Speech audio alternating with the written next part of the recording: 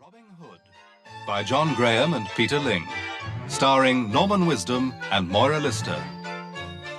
Episode 1, Norman's Trial Run. Morning, Norman. Morning, Chief. Stand up when I'm talking to you. I am standing up. Oh, yes, of course. Ready then? You're going to see the governor. Me? See the prison governor? What? I haven't done anything. Cough. I might have been singing in my cell after lights out, but that's not a crime, is it? If it was a crime, I'd be in prison, wouldn't I? You are in prison. I know, and I don't like it either. Cells are too small and the food's a disgrace. When I asked for porridge this morning, they said 1 lump or 2. Oh, never mind all that, Norman. Here's your national insurance card, your UB40 form, money. Money? Insurance card? UB40 form? What's all that about then? Come on, move. The governor is waiting. Enter. Prisoner C71633, sir. Ah, yes, Norman Hood. That's me, sir. Norman Hood. With an H. This is the day of your release, Hood. A free man launched into the outside world. No, wait a minute. No, you got it all wrong. Say sir when you speak to the governor. Sir, well, you got it all wrong, sir. No. I'm not due to be let out yet. Besides, I was planning to escape this afternoon. I didn't hear that. Well, I've worked it all out on my pocket calculator, you see. I was given 6 months, see? So 7 days in a week, right? 4 weeks in a month, see? Oh, dear. And that means I don't get out of this place till, let me see. The 38th of April, 1956. Oh, no, that can't be right either. Keep quiet, Hood. I assure you that this is the day of your release. Furthermore, we don't want to see you here again. Well, ever. No, don't you worry. Look, I'm going straight. I'm going to look for happiness, decent food and somewhere to live. Yes. But maybe not in that order. Yes, well, I think I can help you, Hood. Here is a letter of introduction from me to someone who wishes to encourage you to find your feet again. This person is dedicated to all manner of charitable enterprises. A letter of introduction, eh? Cool. Well, thanks a lot, sir. The name and address is on the envelope. N. Mathews, The Elms, Grove Avenue. Hey, cool, that's a posh area. Good luck, Hood, and remember, keep to the straight and narrow this time. You've been in and out of prison more times than I've had hot breakfasts. Well, you're lucky, ain't you? I was just saying the breakfast here are terrible. Brown lace round the eggs and burnt toast. Hood, get moving!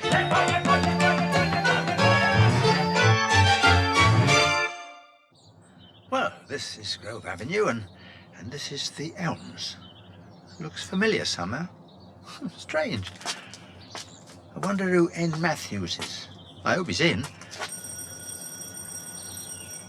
God, look at that. A Rolls Royce in the drive. It must be loaded. Oh, good morning. Oh, hello.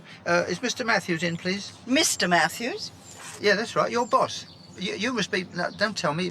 His housekeeper, eh? Certainly not. I own this house. Oh, well, suit yourself. I've got this letter of introduction, see, to N. Mathews. Ah, I understand. I'm N. Mathews. But you're a lady. Yeah, I try to be. And I succeed. Do come in. And don't forget to wipe your feet on the mat. I'll wipe my shoes as well.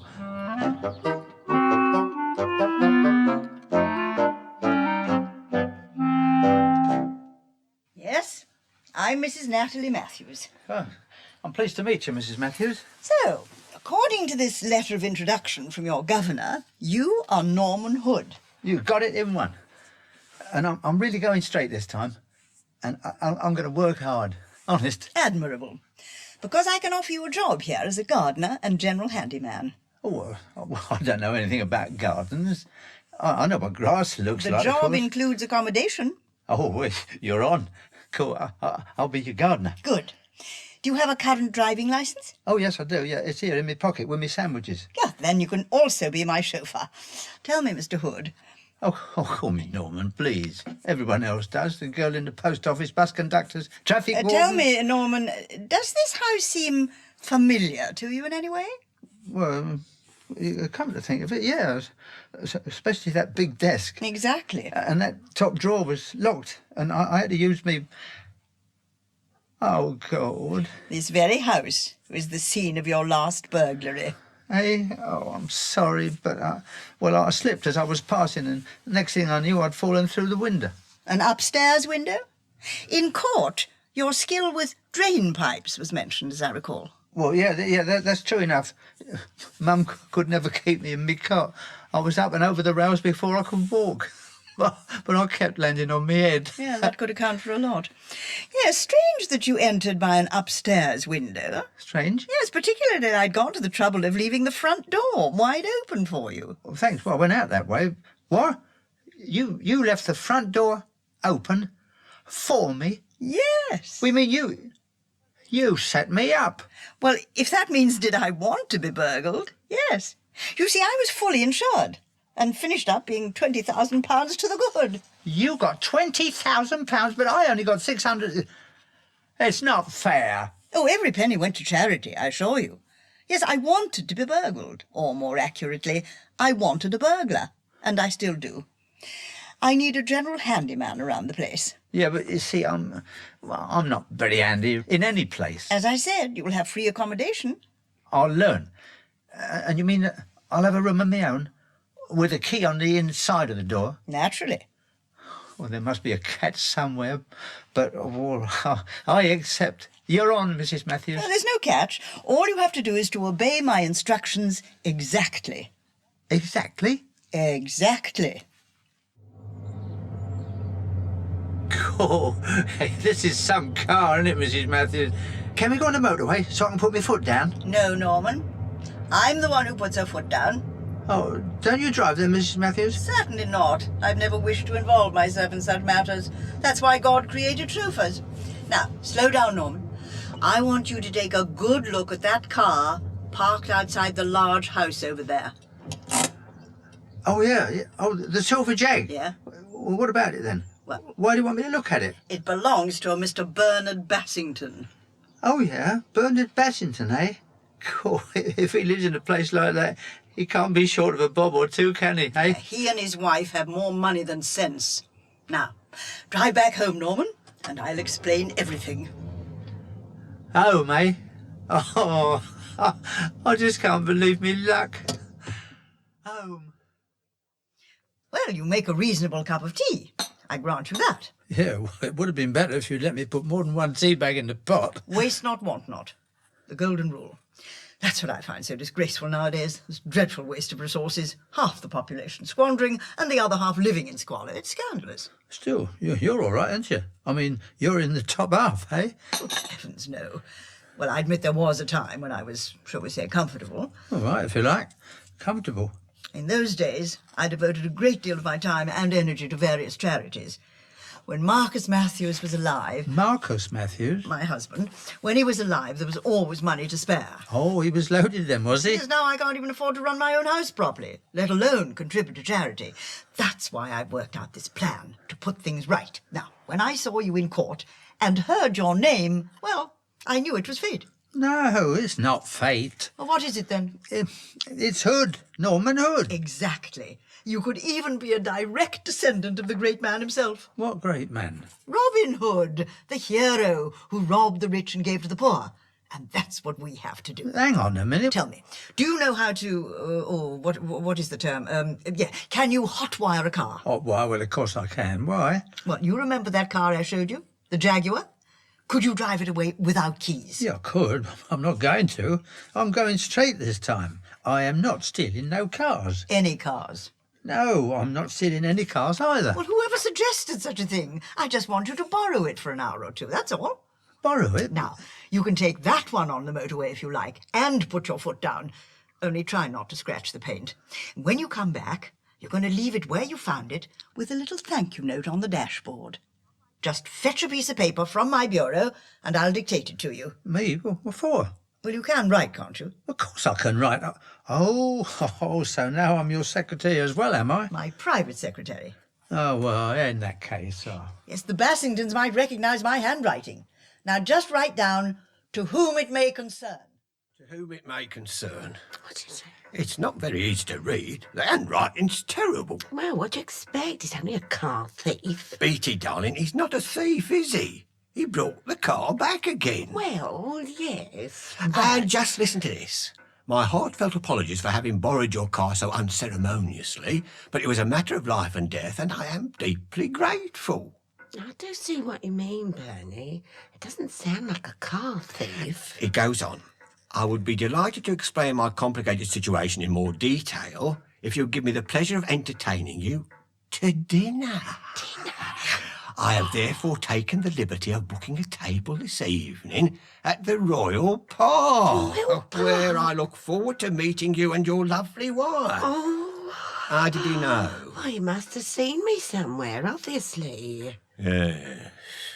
And your lovely wife at 8 o'clock tonight. Tonight? Please don't disappoint me. Sincerely, Gerald Digby Fortescue. Oh, isn't that sweet? Very. Unless, of course, it's a hoax. Why should it be a hoax? Some of those lads at the club spend their time thinking up ghastly practical jokes. We'd feel pretty silly sitting in the Royal Park restaurant with egg on our faces, wouldn't we? We certainly won't be having eggs if he's paying. Anyway, it's easy to find out. Call the restaurant and check.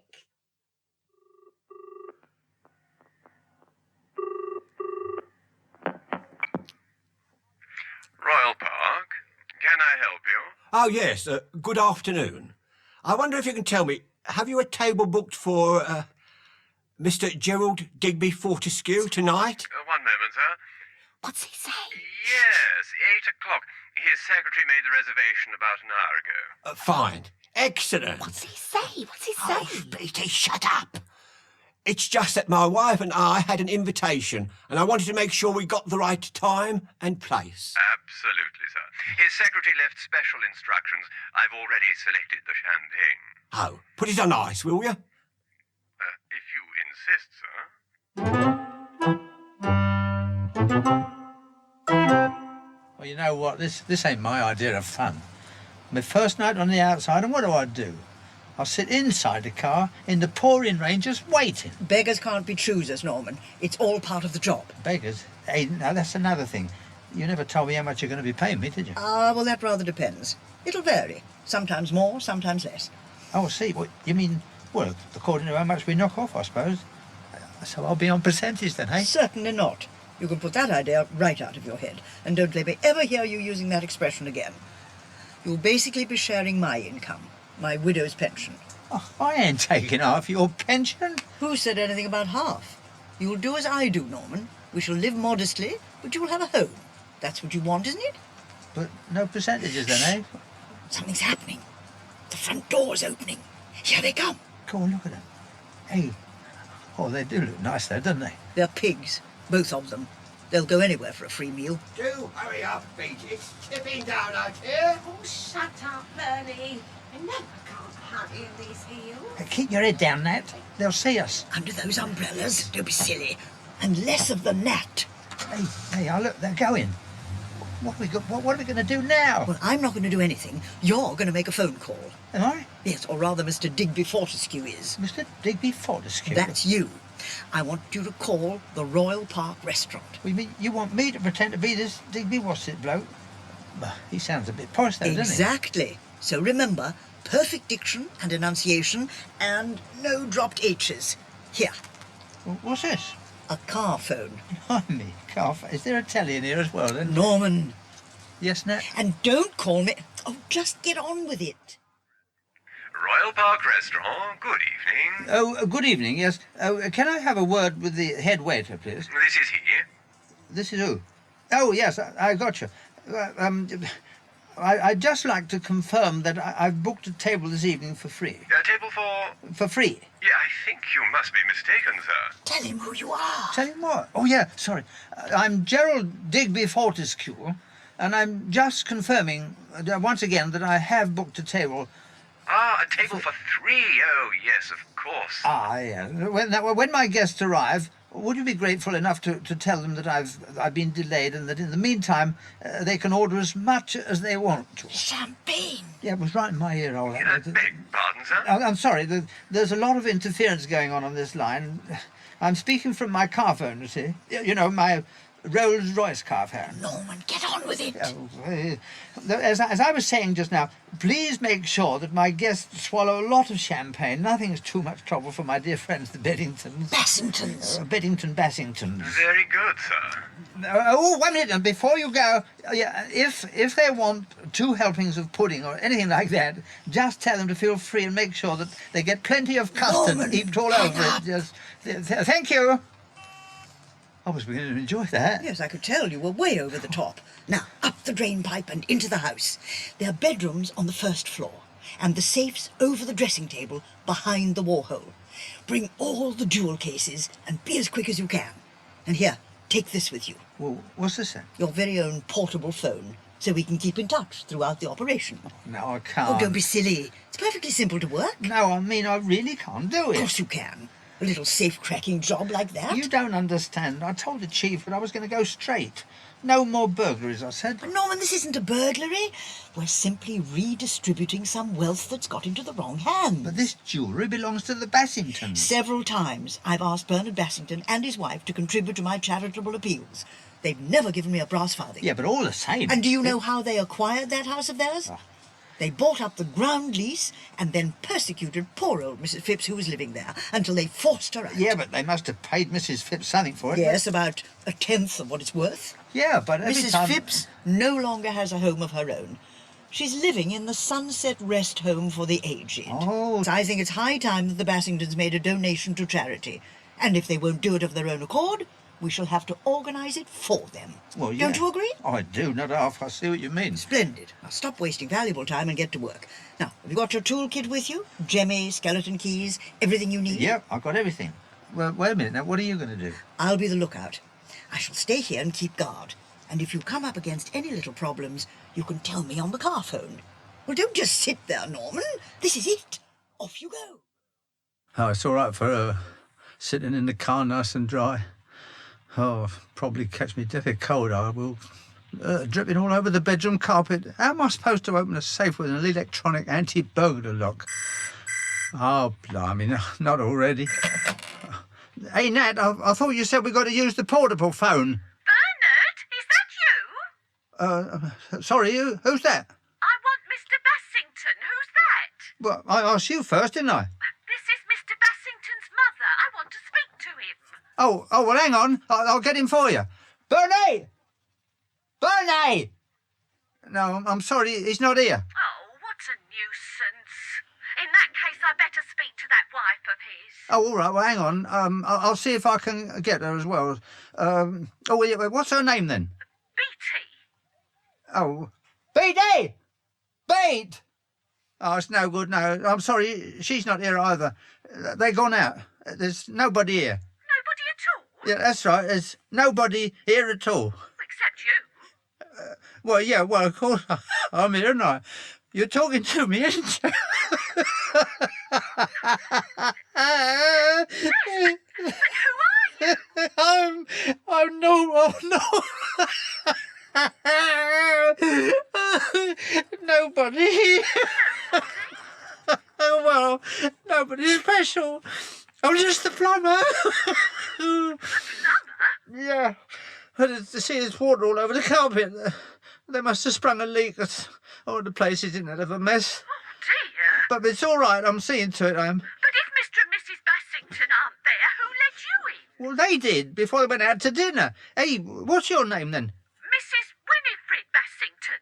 Oh, it's nice to meet you. Hey, Winnie, you wouldn't happen to know anything about electronic wiring by any chance, would you? I beg your pardon. Oh, no, never mind. Look, because I'm a bit busy at the moment. Bye, Win. Oh, God. Oh, how am I supposed to concentrate with people ringing up all the time? I know. Yeah, I'll take the phone off the hook. Yeah.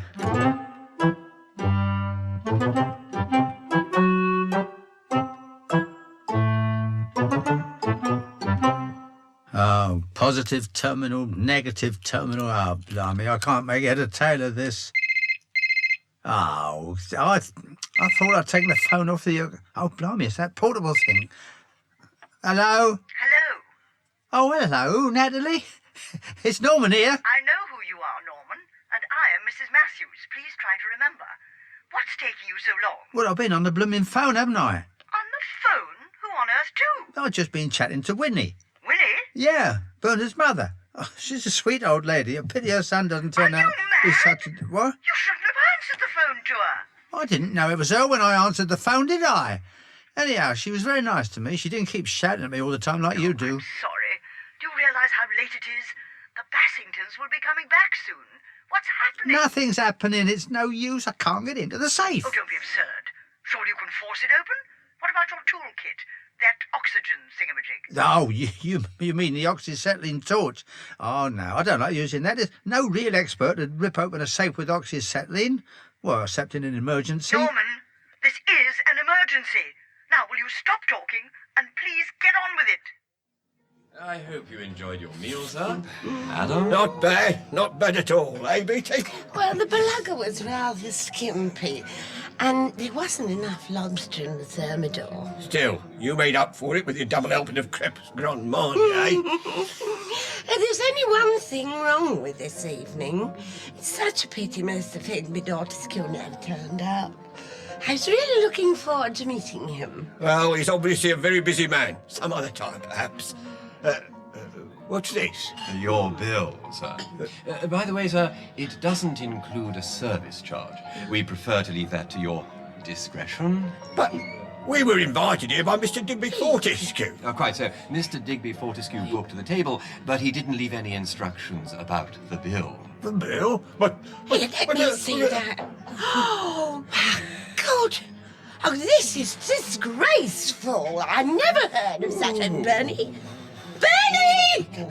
Wait, I think you better call a doctor. My husband's got a very funny colour. Oh, no, now what? Yes, Norman?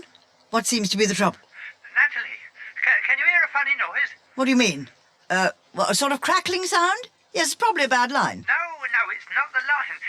It's the curtains. They're on fire. What? Well, I had a bit of trouble with the oxyacetylene. First of all, it set fire to the dressing table, and then it sort of spread. Well, what do you think I ought to do? Well, I think you ought to get out of there, very quickly. And while you're doing that, I shall call the fire brigade.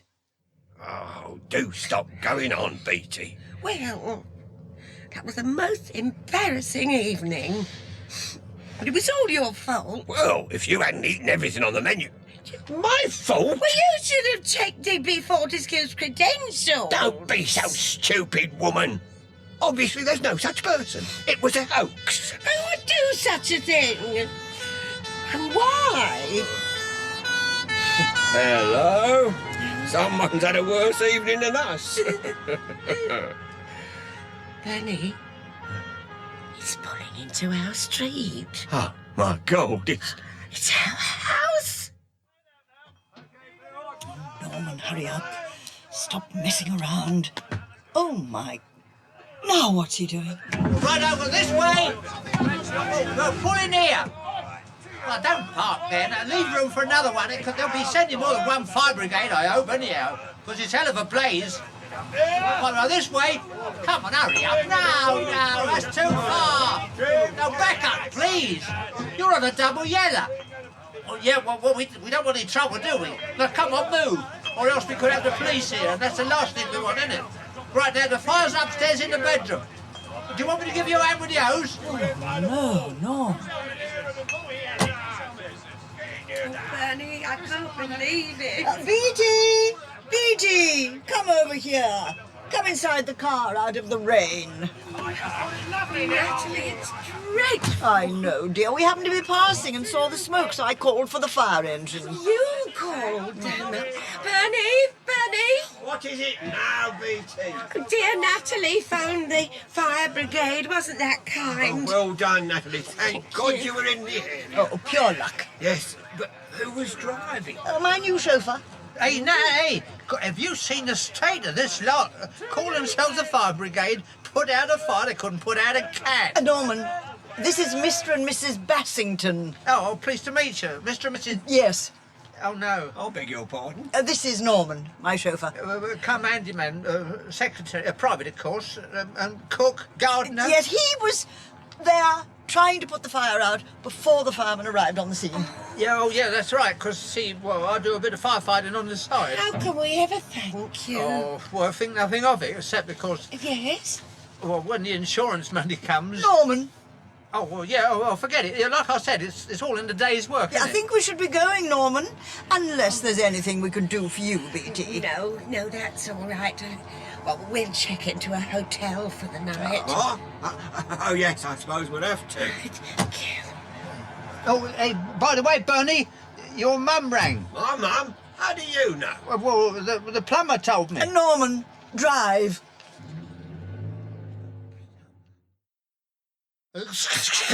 Bless you. Cool. I was standing in the blooming rain for ages with all those dozy firemen. I wouldn't be surprised if I didn't get flu after this. Yes, and that's all we can hope to show for our night's work. Really, Norman, I'm disappointed in you. Oh, are you? Yeah, well, I'm sorry to have to say this, but your trial run proved to be a complete and utter failure. You really haven't got a clue, have you? No, well, I suppose not.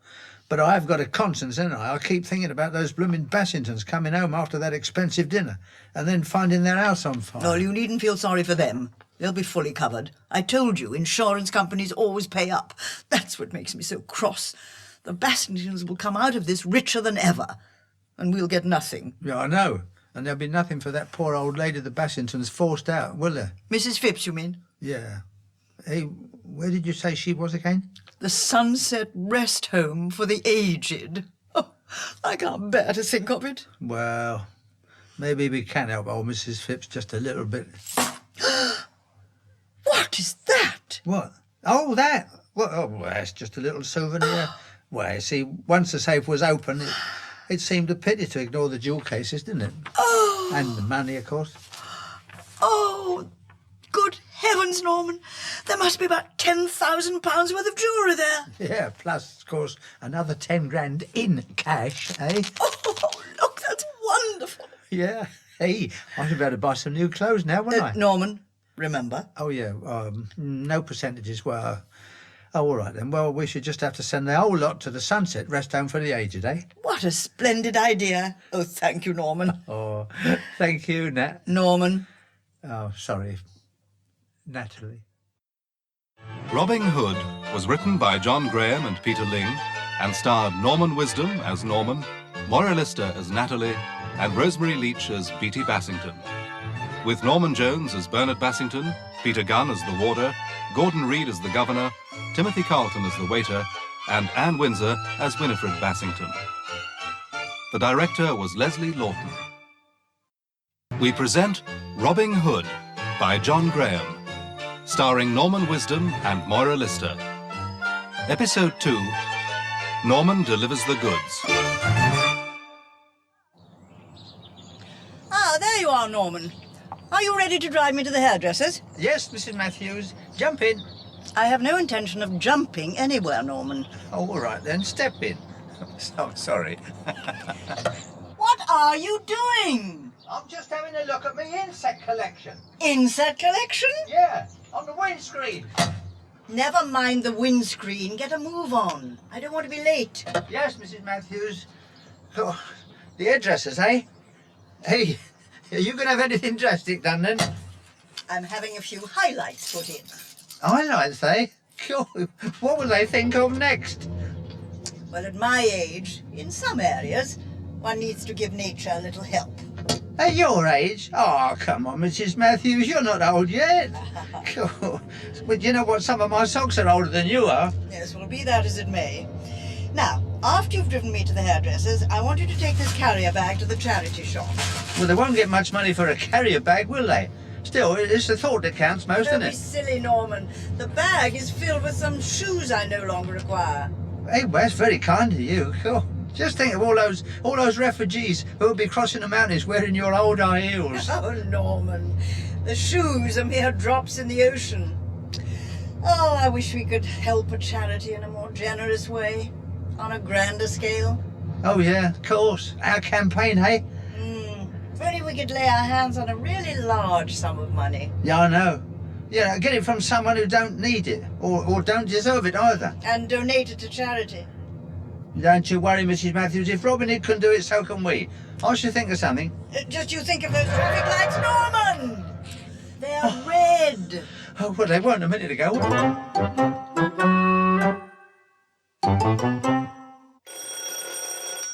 All right, I'm coming. Mrs. Natalie Mathews? Oh, me? No. Oh, don't be daft. Well, just 'cause I'm wearing an apron, I'm Norman Hood, with an H. I meant, is Mrs. Mathews in? Oh, no, she's not in. No, she's out. She's at the hairdresser's having her headlights put in. I see. Well, my name's Bargery, and I'm in the antiques business. There's my card. Oh, thank you. Bill and Marjorie Bargery. We buy old junk and sell antiques. So, this could be your lucky day. I happen to be in the area, ready and willing to buy any bric-a-brac which you no longer need. Bric-a-brac?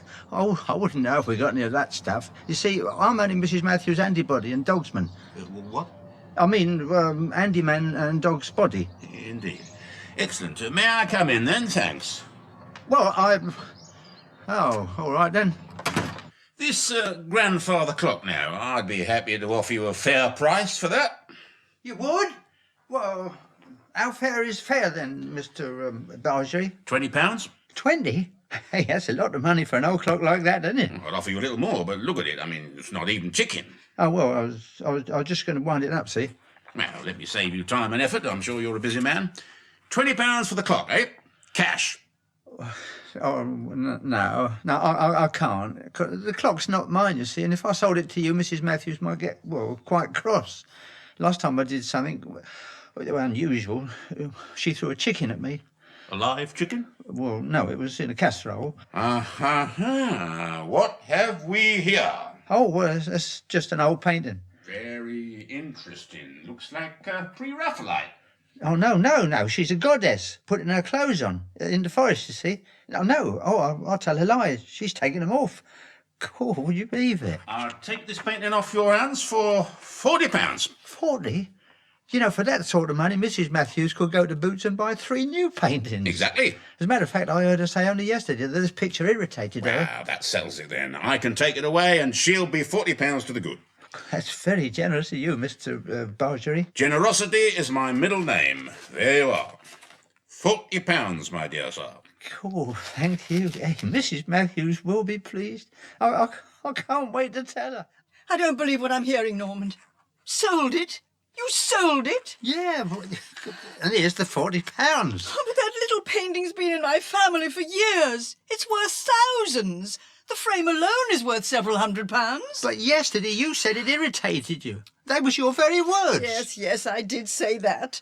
Because it wasn't hanging straight. Yeah, well, at least we got £40 for our campaign, haven't we? We'll donate it to charity, eh? God, let's look at the bright side, shall we? There is no bright side. I've heard of so-called antique dealers going to houses and offering peanuts for valuable antiques. It's outrageous. Mr. Bargery gave me his card. Hey, perhaps I could go to his shop and buy it back. What about don't that? be absurd. He'll want thousands for it. He must have known what it was worth.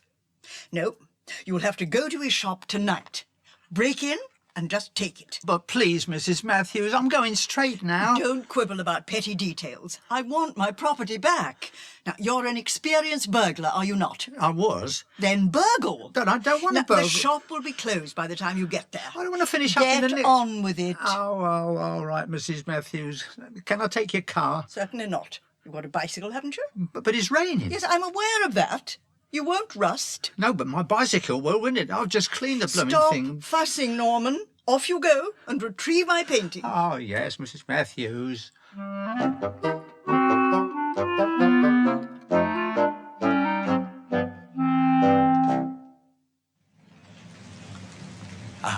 Here's the shop, at last. Oh, God. Oh, metal grills all on the windows and the doors. I should never get in here. Oh, you're here. Good evening. Good evening. I just went out to post a letter. I hope you haven't been waiting long. I'm Marjorie Bargery, by the way. Oh, you're Mr. Bargery's wife? Yes, that's right. Yeah, well, I suppose you would be, wouldn't you? Do come into the shop. Well, OK, then. You look rather wet. Oh, no, don't be like that. Oh, from the rain, you mean? Yeah, yes, I suppose I am. I was expecting you earlier.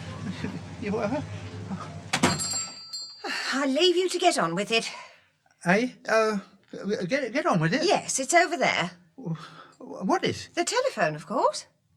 Oh, yeah. Oh, silly of me. Yeah, but the telephone, of course. Well, what are you waiting for? Well, I don't want to phone anyone. You can't phone anyone. It's out of order. Oh, that's a shame, isn't it? It's very inconvenient. Oh, I'm aware of that. But I know you British telecom people are fairly efficient these days. British Tele... Oh, yeah. I've come to repair your phone. Good. Don't worry, Mrs. Bardry. I'll have it mended in no time at all. I hope so. Oh, excuse me. Let me move this plastic bag out of your way. My husband's been busy buying today. Yeah, I know. You know? Well, I know just how busy he must be. Oh, someone at the door. I'll see who it is. Excuse me. Good evening. Mrs. Bardry? Yes? I'm from British Telecom. I've come to have a look at your phone.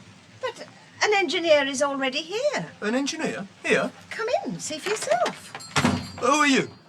I told you. He's from British Telecom too. Yeah, that's absolutely right. I'm from British Telecom too. Well, I don't know you.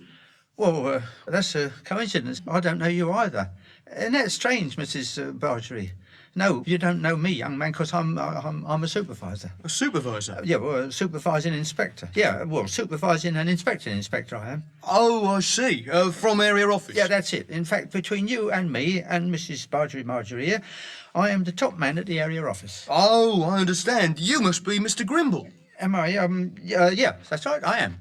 Well, now that you've sorted out who is who, please mend my phone. What's wrong with it? I was a fault in the counterflow of the mechanised flange adjuster. The what? Oh, these youngsters, they've got no idea at all, have they, Mrs. Bardry? They come out of training school with nothing but acne and a certificate. It's diabolical. Please get on with it then. Would you like a cup of tea? No, thanks. Yes, please. Oh, how do you like it? Anyhow, Indian, not too strong. 3 lumps and a dash of milk, not skimmed, and in a mug. A mug? In any particular colour? Right, now, where did she put it? Put what? What are you looking for? A goddess taking her clothes off in the forest. Oh, what? Here it is, in the carrier bag. What's going on, Mr. Grimble? Shh. I'm not Mr. Grimble. Don't tell her, but I'm Norman. Oh, I see. Mr. Norman from South East Maintenance. Well, something like that. I'm off. Good luck.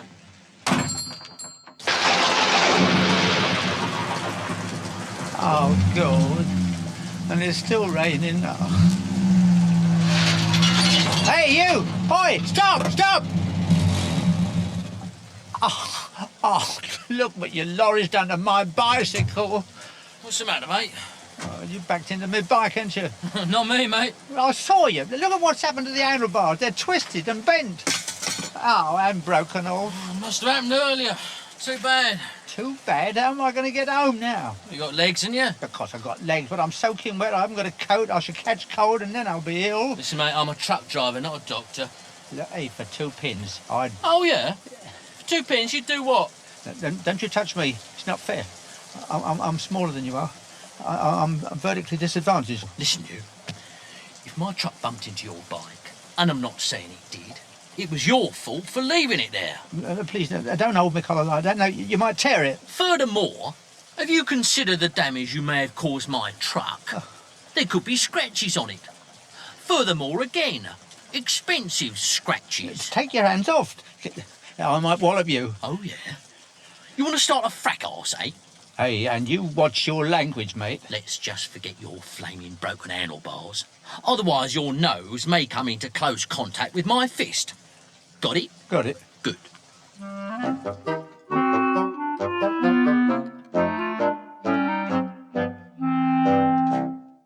I'm sorry about your bicycle handlebars, Norman, but at least you managed to retrieve my painting. I'm very grateful. Oh, thank you, Mrs. Mathews.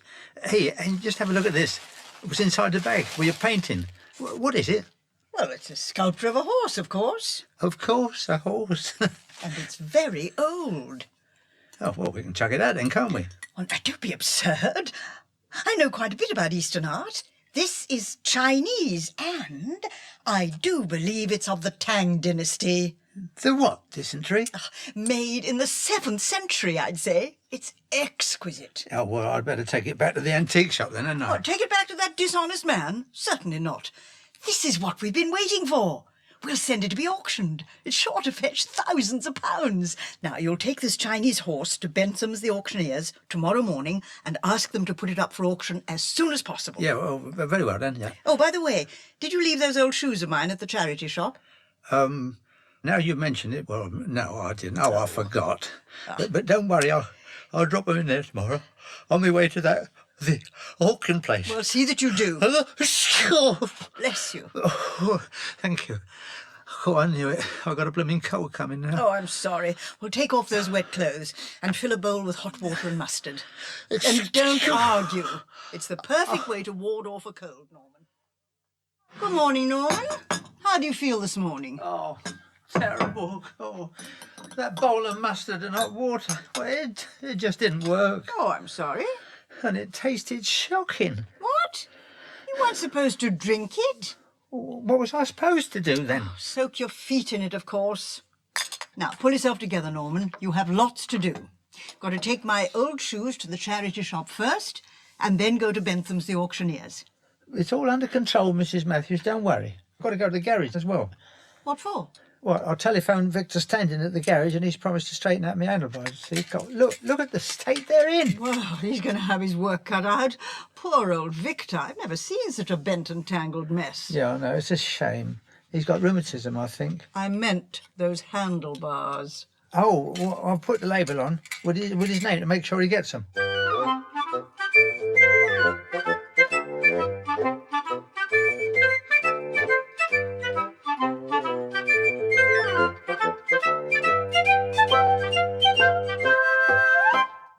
Sir, can I be of help?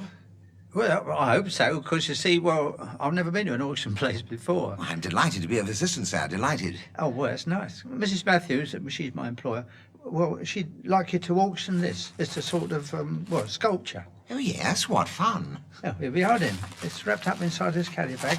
Careful, now, don't drop it. Oh, rest assured, sir, we are used to handling objets d'art. Oh, well, that may be, but... you're used to handling sculptures. Because, you see, Mrs. Mathews thinks it's Chinese. Indeed, Chinese, even more fun. Well, you'll be able to tell, won't you, as soon as you've unwrapped it? We auction a great many Chinese items, sir. Oh, and then half an hour later, you wish you had some more, don't you, eh? I'm sorry, sir. Oh, so I'm only joking. Oh, well, I'll take this package to my office. Oh, do have a seat, sir, and I shan't be long. Oh, Valerie the Valuer will have a look at it, too.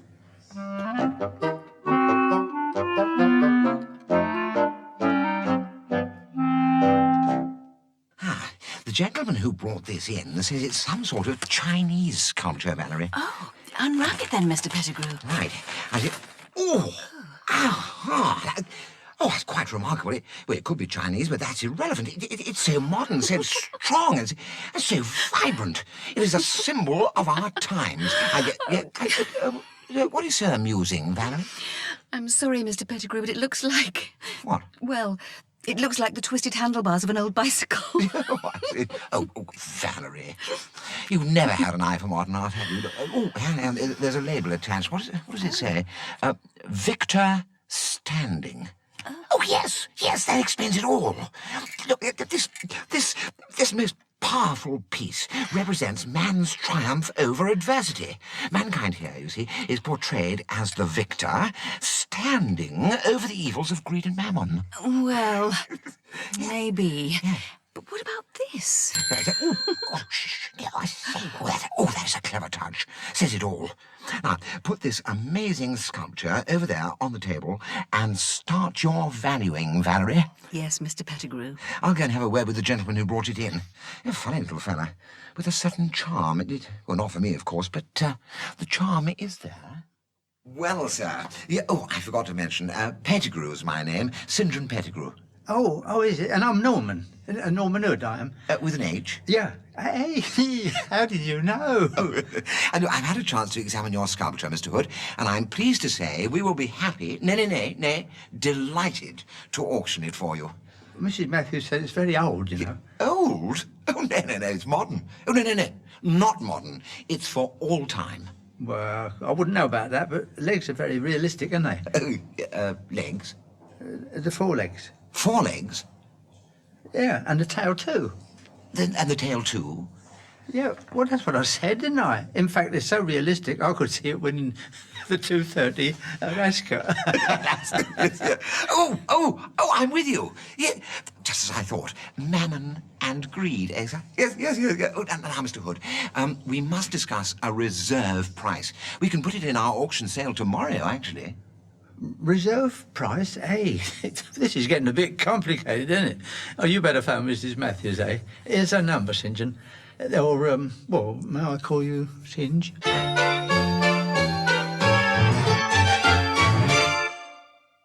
Are you ready, Norman? We must leave in a moment. The auction starts at 10:30. Yeah, I'm ready, Mrs. Mathews. I don't want to let you down, so, well, I dressed up special. What do you reckon, eh? Well, I'm not sure if the bowler hat is appropriate, and I thought the flared trousers went out of fashion years ago. But I do appreciate the fact that you made an effort. Oh, now, who can that be? Well, we'll soon find out. For whom does the bell toll? Is that you, Norman? It's me, Victor. Victor Standing, down the garage. Oh, yeah. Hey, did you manage to straighten out my handlebars, Vic? That's why I'm phoning. Is this some sort of joke? When I opened that carrier bag you brought in, it was full of ladies' shoes. There weren't no bicycle handlebars.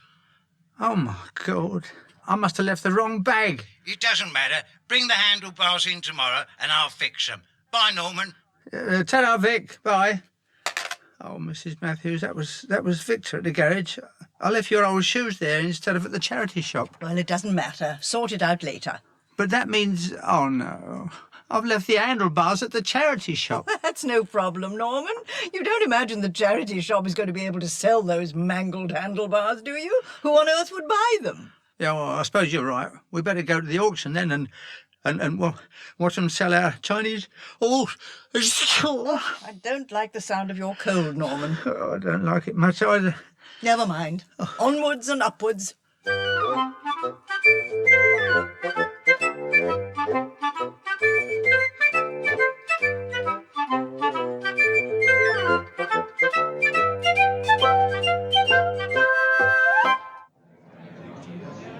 Hey, Mrs. Mathews, you know what? I've never been to an auction before. Oh, you'll enjoy it. It's going to be fun watching people bidding for the Chinese horse. Norman. Now look, don't twitch or sneeze or cough during the auction. The auctioneer will think you're bidding. Oh, we shouldn't have sat in the front row. Hey, here he comes now, Mrs. Mathews. God, blimey, it's that singeing again. Ladies and gentlemen, thank you. We now come to the second part of today's proceedings, pottery and sculpture. And the first item is, as you can see, this superb example of modern sculpture at its finest. It is exquisitely executed in chrome and steel. Hey, Mrs. Mathews, look, my handlebars. And this remarkable piece is entitled The Victor Standing. Oh, God. How on earth did your handlebars get there? Yes, mankind is represented here as a victor standing over his adversaries. If the handlebars are here, the Chinese horse must be at the charity shop. Ladies and gentlemen, I will start the bidding at £1,000. 1,000. But the whole bicycle only cost £3. £3? Do I hear 1,300? Yeah, 1,300. 400. Lady at the back with the enchanting green hat, thank you. Oh, still. 1,500. Any advance on 1,500? Yes, lady at the back again, 1,700. 1,800. 1,800. 1,800. Any advance on 1,800? Oh, what'd you drag me out here for, Mrs. Mathews? I was just beginning to enjoy myself. You kept sneezing, Norman. Well, I can't help it, can I? Don't you understand? The auctioneer thought you were bidding. You have just bought your own wretched handlebars for £4,000. What? 4,000? I bought... It's not funny. It's disastrous. We'll be sued or arrested. What are we going to do? Excuse me, sir.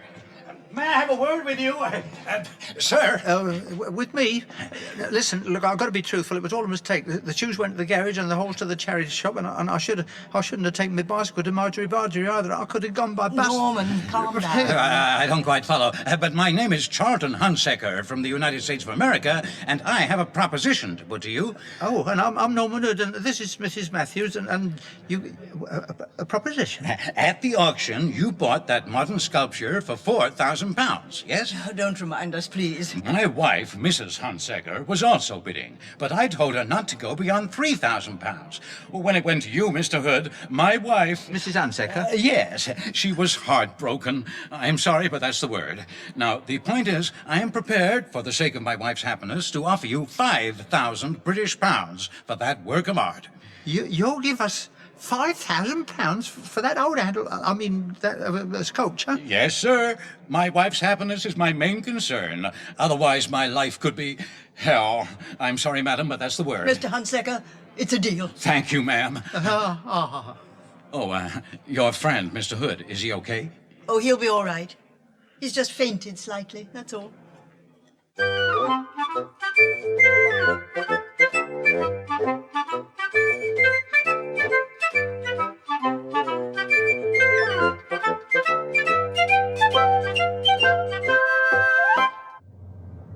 Hey, that was a bit of luck, Mrs. Mathews, wasn't it, It was heaven sent. We now have a cheque to give to a lucky charity. Yeah, we'll be able to give them more. A few thousand more. What do you mean? Well, it's obvious, isn't it? I left that Chinese horse at the charity shop, didn't I? See, we can buy it back and then put it up for auction. That's what we wanted to do in the first place, wasn't it? Of course. Park here, Norman. The charity shop's on the corner. Hello? Oh, hello. I'm Norman. I came here to your charity shop and I gave you something in a carrier bag. Do you remember? I remember vividly. You tipped over that pile of old coats as you came in. Yeah, I did, didn't I? And as you went out. You know, there's been a bit of a mistake. You see, there was a Chinese horse in that bag. Oh, the Chinese horse. Less a lovely ornament that was. Very nice. But to be honest, there's a bigger demand for flying ducks. Oh, good. I'd like to have the Chinese horse back, please. I shouldn't have left it there in the first place. It was in the wrong bag. You want it back? Yeah. It's of no value, of course. It's, just sentimental value. Not to me, but, to my mother here. Norman! Yeah, she's very upset. Ain't you, Mum? How dare you, Norman? Oh, I know you're angry, Mother, but, I'll get the horse back for you. You keep calm.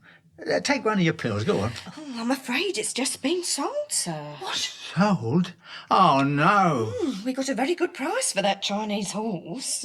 The gentleman paid us £1.50. Only £1.50? Yes. We asked for £2, but he beat us down. Oh, no, well, who bought it? An antique dealer, a Mr. Bargery. Oh, God. He said he thought he had one exactly like it in his shop. He wanted to make a pair. Oh, God. It can't be helped. I just hope your mother isn't too upset. Oh, excuse me. There's another customer over there. Really? How could she believe I'm your mother? I spent a fortune at the hairdresser's yesterday. Oh, I'm sorry, Mrs. Mathews. I just got carried away, didn't I? Carried away? No such luck. Well, I suppose we've been very fortunate. We've got a cheque for charity, and this shop has made £1.50, thanks to your bungling. But, Norman, well, where are you now? I'm over here. Hey, look. An old bicycle for sale here. It's just what I need. It's got everything. Look, handlebars, a bell, 2 wheels, the lot. But they want £5 for it. And there's a basket on it. I see, yes. Oh, if only I could afford £5. Well, Norman, we've done very well, in spite of what I shall tactfully call your idiotic blunders. I tell you what I'll do. I'll buy this bicycle for you. You will? Oh, that's really kind of you. And it's generous too. Well, my instincts about you were right, Norman. I think we'll make a good team, you and I. I do believe we can go places. Well, we'll certainly be able to go places on this bike. I'll sit on the seat and pedal, see? And, you can sit on the... Yeah, that wasn't what I meant. Here's the £5, with my gratitude. And now I shall be upwardly mobile again, won't I? Oh, thank you. Mummy. Norman. Robin Hood was written by John Graham and starred Norman Wisdom as Norman, Moira Lister as Natalie, and Royce Mills as Mr. Pettigrew. with Jonathan Adams as Mr. Bargery, Kate Vinci as Mrs. Bargery, Matthew Morgan as the telephone engineer, David Lerner as the truck driver, Melinda Walker as Valerie, John Church as Victor and Hunsaker, and Cyril Jenkins as charity shop helper. The director was Leslie Lawton. We present Robin Hood by John Graham, starring Norman Wisdom and Moira Lister. Episode 3, Norman's Weekend. Oh, Mrs. Mathews, what a place!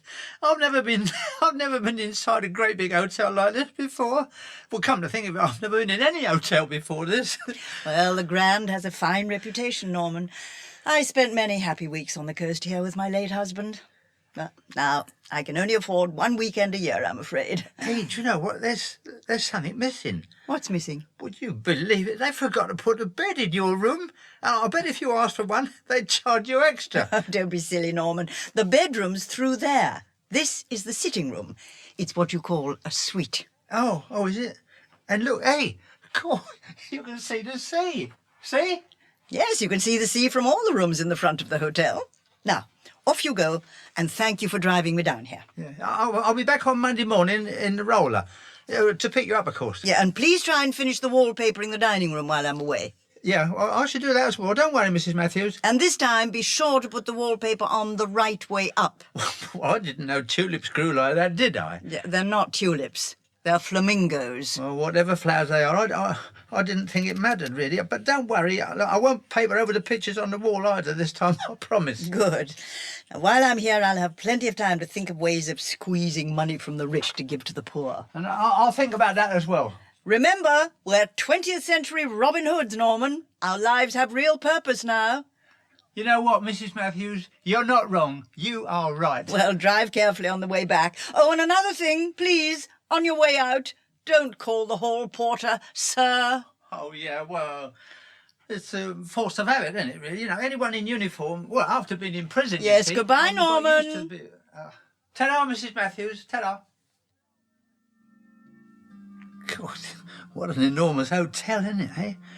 I need a bicycle in these corridors.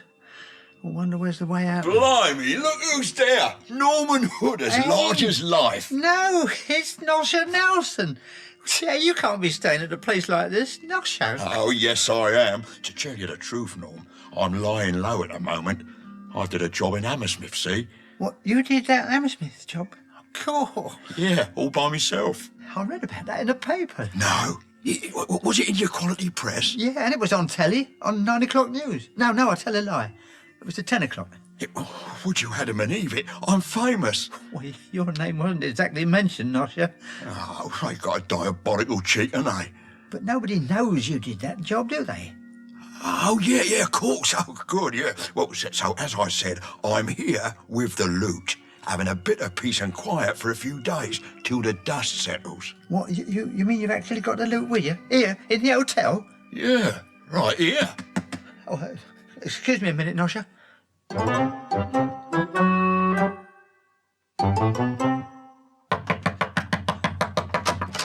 Norman, why have you come back? Did you forget something? No.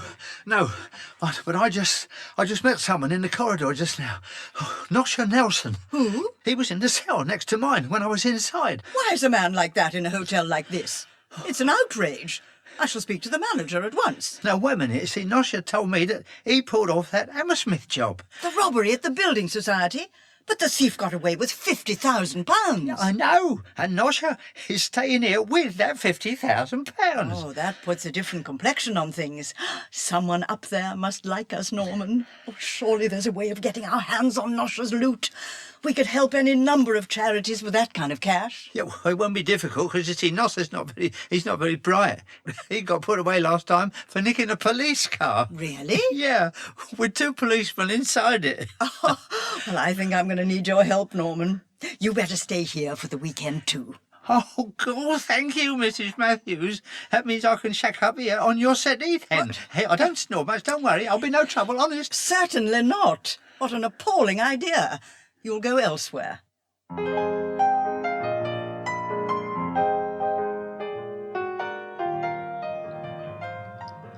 Oh, isn't this a blooming lark, eh, Mrs. Mathews?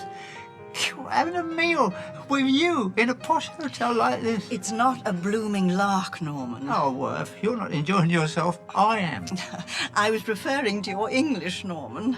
In a dining room such as this, try to behave in a civilized manner. Oh, don't you worry. Just keep me right about, what knife and fork to use. Just nod or shake your head, or else slap my wrist. Oh, dear. Oh, if only my friends could see me now, eh? Is your friend Nosher Nelson in the dining room now? No, I've had a look now. He spends all his time in his room counting his banknotes. How do you know? What? He's in the room next to me, isn't he? I'm in 102 and he's in 101. Oh, that's lucky. Good. Now, we must think of a way of getting into his room when he's not there. Mrs. Mathews? Yes? Why did the waiter give me this book, then? No, it's not a book. It's the menu. Read it and choose what you want to eat. Well, if I have to read through all this lot, it'll be time for breakfast, won't it? Anyway, I'm starving hungry.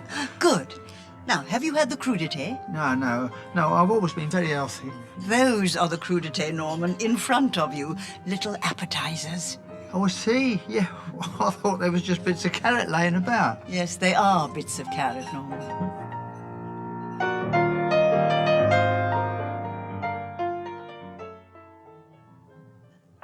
Hey, that was a very nice tea, that was, Mrs. Mathews. Really nice. Dinner, Norman. You've had dinner. All right, dinner. But it's still pretty good nosh, wasn't it? There's a lot of washing up to do, though. We'd better get started. It won't take too long. Sit down. The staff do all that. Oh, that's very nice of them. By the way, I'm sorry about the pheasant, shooting off my plate like that. It's highly embarrassing. I was lucky it landed on that woman's lap at the next table, wasn't I? She was shocked. No, she wasn't. She knew what it was. She kept saying pheasant. Norman, I'm afraid she was saying peasant, meaning you. Oh, well, it wasn't very polite of her, was it? Well, it wasn't very polite of you to try and rub the gravy off her bosom with your napkin. Oh, well, I'm sorry, Mrs. Mathews. Oh, that's quite all right, Norman. I was very pleased not to have to eat dinner on my own. Oh, what's the matter? You've gone quite green. No, red. No, green again, like a traffic light. Are you ill? I've just seen someone I know. He's leaving the dining room now. He's gone. Not your friend Nosher Nelson? No, it was that judge. He was the one who sent me away for 6 months. Judge Knott, that's what his name is. Oh, don't worry, Norman. He'll never remember you. Oh, yes, he will. I told him what he could do with his wig, and that's why I got 6 months instead of 3. Relax. Even if he does recognise you, there's nothing he can do to you now. Well, maybe not, but it's a bit of a shock, isn't it? I think I've got to go and have a lay down in my room, if you excuse me. Oh, where's the lift? Blooming thing's never here when you want it. Good evening. Just a moment. I know you, don't I? Trouble is, I can never put names to faces. Oh, that's all right. Don't worry, Your Honour. Ah, yes. I have seen you in court, haven't I? Oh, that was months and months ago, that was. Time flies, to coin a phrase. I remember you well, but the trouble is recalling the names of all you barristers. Right. Right, that's it, of course, yes, Mr. Wright. Did you say barristers' names? You defended that case brilliantly. Defended? Oh, me? Oh, there I go again. No, you prosecuted, didn't you? And with great skill, Mr. Wright. Oh, no. Don't be modest. At the time, I remember saying, that man is a brilliant barrister, I said. With a mind like a razor, as indeed you have. Me? Oh, go on. Those are my very words. Well, you see, I'm not... No, I'm not. Oh, Judge, no, yeah, I know that, yeah. Barristers of your calibre, Mr. Wright, are pretty thin on the ground, if I may coin another phrase. Busy, are you? You got plenty of briefs, I hope? Well, as a matter of fact, I haven't got any luggage at all, because... Oh, here's the lift at last. Good night to you. Good to meet you again. Keep busy. Right. Yes, I know, you told me. Fine fellow. Mind like a razor. Hello? Is that Mrs. Mathews' suite? Oh, it's you, Norman. Oh, nothing to worry about. It's all right, Mrs. Mathews. That old judge, he's got it into his head that I'm a barrister. And it's lucky. Lucky? It's incredible. Yeah. Oh, well, good night, then. I can have a lie-in tomorrow, can't I? Because it's Saturday. We have work to do. Nosher Nelson's money, remember? I haven't forgotten, of course. Oh, well, don't worry, we'll get it. I'll think of a way. Trust me. Good night, Norman. Hello? 79283? Hello, my puppet. Who's that? It's me, my puppet, your favourite judge. Oh, yes. Naughty not, I remember. I've come down to the coast again for the weekend, staying at the Grand, as usual, and I thought it would be fun if you came to see me here tomorrow afternoon. Tomorrow? Saturday, yes. We could take a dish of tea together and a buttered scone, perhaps, and then we could... I can't. Not tomorrow. I promised Mum I'd take her downtown to get her feet done. Couldn't you take your mum and her feet to town earlier? No, she doesn't get up till late. Oh, I'll tell you what, though. You might like to meet my friend Fifi. I'm sure she'd be willing. Oh, Fifi. Oh, la la. She's pretty. Oh, yes. Oh, pretty willing, eh? Excellent. And she really likes old men. Old? Oh, come, my dear. You mean mature and sophisticated. I know what I mean. OK, then. I'll tell Fifi. I look forward to meeting Fifi.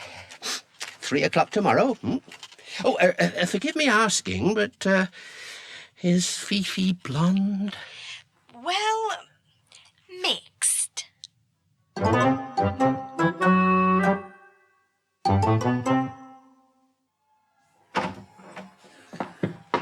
Oh, this is the life. God, I'm looking forward to my breakfast. Ah, good morning, Mr. Wright. Me. Good morning, Your Worship, Judge. Having a good time, eh? I will be later, yes. Ah, Mr. Wright, we're in adjacent rooms. I'm in 103. Oh, fancy that. Oh, well, you won't hear me, because, see, I'm very quiet. I always take my shoes off in the bedroom. May I ask a favour? I see that you have a double bed in your room, whereas, alas, I've only a single bed in mine. And... Well, that's all right. You're a single man, ain't you? I mean, there's only one of you, isn't there? Well, I was wondering if we could come to some arrangement. I know what you're on about now. You mean you want me to take the single bed out of your room and put it into my room, and I take the double bed out of my room and put it into your room? Yes, good thinking. As I said, a mind like a razor. However, wouldn't it be simpler to exchange rooms? Well, we do a swap. I go into 103, and then you come into my room, 102. That's the idea, yes. It's a pleasure, Judge. No, if you need a room with a double bed... And I will, yes. That is what you will have. Well, it's all very well sitting here on my balcony enjoying the sunshine, Norman, but we still haven't thought of how we're going to get our hands on Nosher Nelson's money. But I've told you, haven't I? He never leaves his room. He even gets his meals sent up, not to mention his beer, of course. Well, go back to your room now, and if Nosher leaves his bedroom for even half a minute, telephone me and tell me. Oh, all right, then. Oh, and Norman. Yeah? Don't experiment with that trouser press in your room again. Oh, it wasn't my fault. How was I to know you've got to take your trousers off first? God blimey, these corridors. You need a map in a place like this. Oh, here we are. God, I nearly forgot. It's 103. Oh, that's what I want. Hey, yeah, okay, this room I got from the judge is a good swap, isn't it? Hey, I know. I'll watch some telly. Oh, damn and blast. Would you believe it? It's not working. In a posh place like this, too. Hey, never mind. I'll have a look out the window. It'll be more interesting than most of the programmes anyway.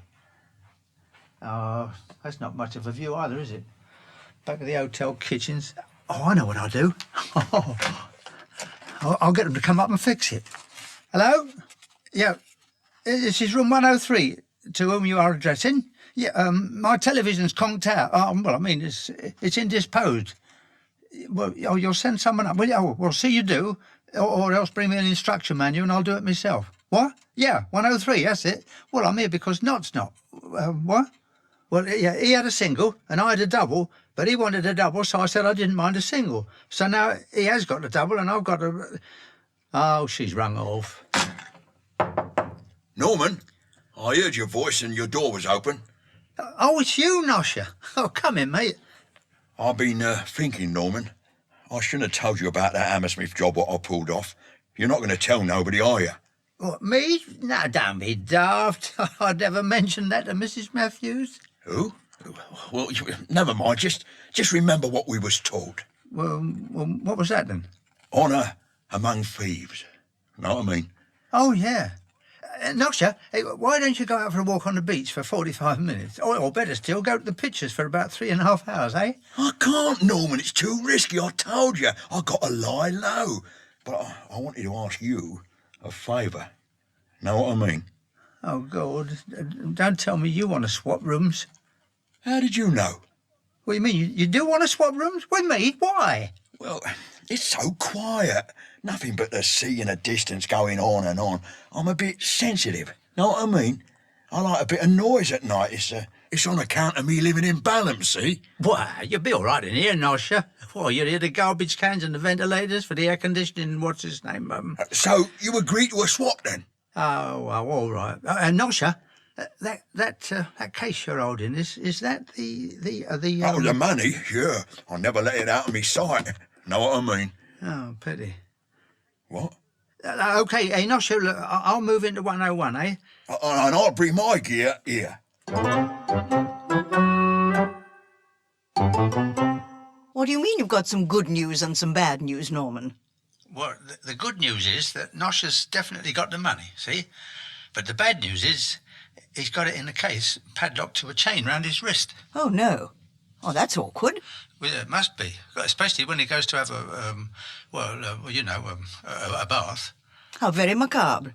Anyway, don't despair, Norman. I've thought of something. That gin and tonic on my balcony was very conducive to thought. I have an idea. I will go to his room and try to blackmail him. Oh, Mrs. Mathews, no, surely not. Well, think of all those charities we want to help.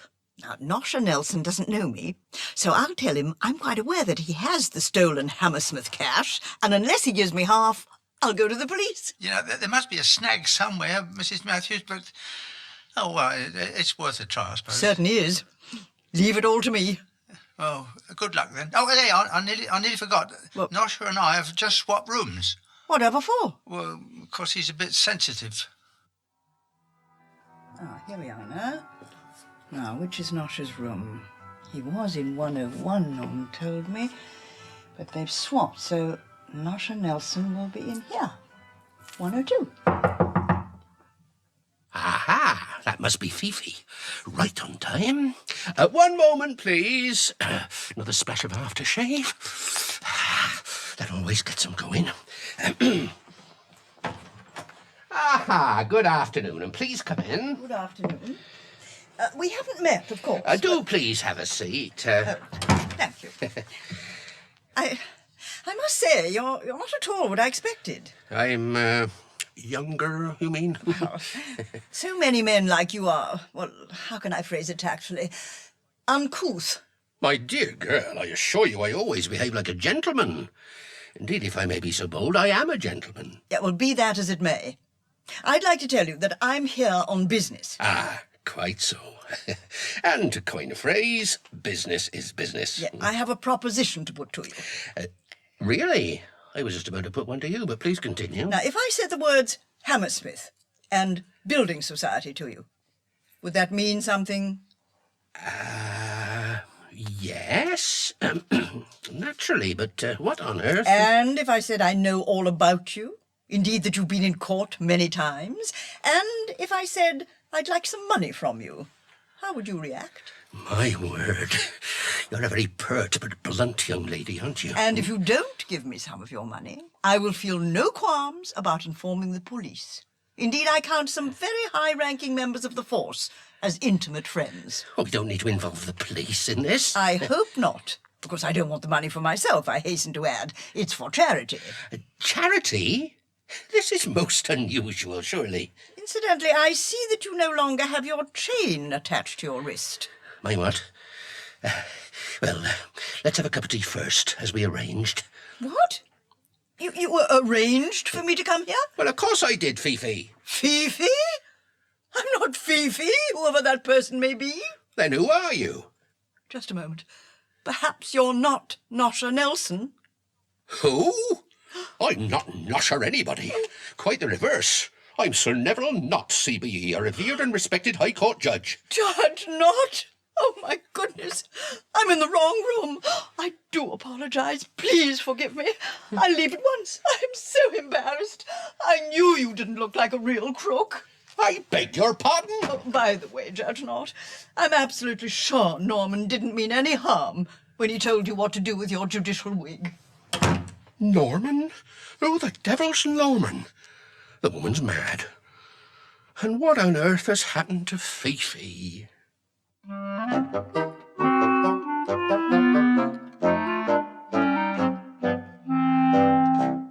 Norman, I haven't got Nosha Nelson's money. My blackmail idea didn't work because it's too embarrassing to talk about. I'm distraught. Just riddled with nerves. Riddled. Oh, I'm sorry, Mrs. Mathews. Really, I am. Look, just leave it to me. I'll think of something, I promise you. You go and have a lie down in a darkened room. I'm having a lie down in a darkened room. Who's that? Hold on, I'll unlock it. I'm Miss Barlow, the assistant manager. I believe your television isn't working? Oh, you can say that again. But how did you know? We had a call asking for someone to come and look at it. Oh, I didn't phone nobody. Yeah, you're the assistant manager, eh? Well, I've been thinking I'd like to move to a better class of room. Know what I mean?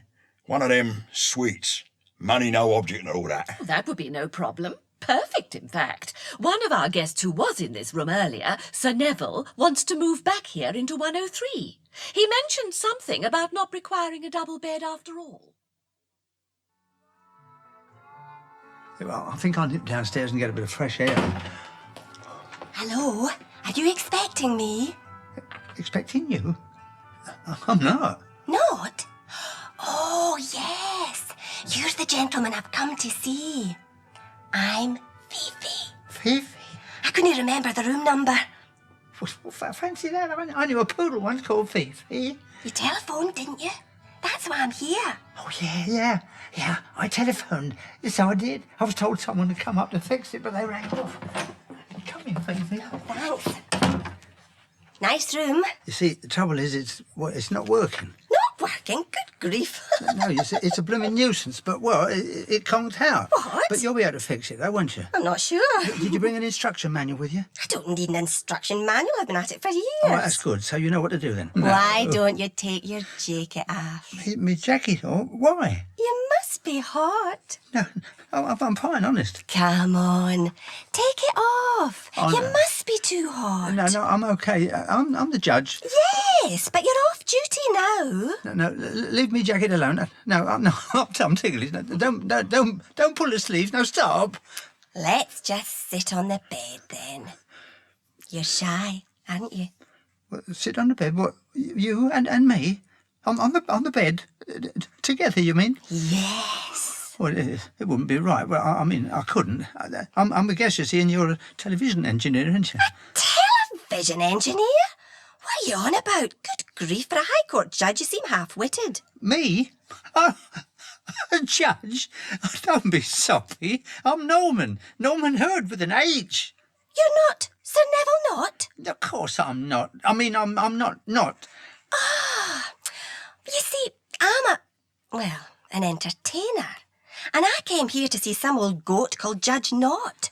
I believe he's a shocking womaniser. Well, he's a shocking judge as well. He gave me 6 months. And here I am in the wrong room. I'm ever so sorry, really. Well, that's okay. I can help you, actually. That judge is in room... wait a minute, we swapped. Oh, yeah, he's in 102. Yeah, and Nosha Nelson's in 103. God, you do go on. Nosha Nelson, of course. I've got an idea, Fifi, and what an idea. Why don't you go and see Nosha Nelson? You'll get on well together. He's in 103. Does he have money? Does he have money? That's what I asked you. Now, in one word, he's loaded to the eyebrows. In that case, I'll pay him a visit. Oh, yeah, do that. But listen, Fifi, listen very carefully. This is what you've got to do. First, get his jacket off, and then try to persuade him. Come in, it's open. Excuse me, I must make sure first. This is room 103, isn't it? Yes, I've just moved back in here. Who are you? I'm Fifi. Fifi! Well, come in, my dear, my word, yes. And you are Nosha Nelson, aren't you? Well, come to think of it, my dear, I certainly could be. Do please sit down.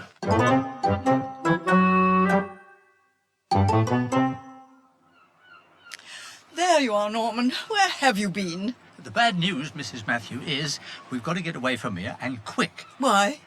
But the good news is I've got Nosha Nelson's case with £50,000 in it. How on earth did you manage to do that? Well, see, I sent a girl to Nosha's room, 103, and they must have taken a fancy to each other because, well, she got him to take the case off the chain on his wrist. Oh, go on.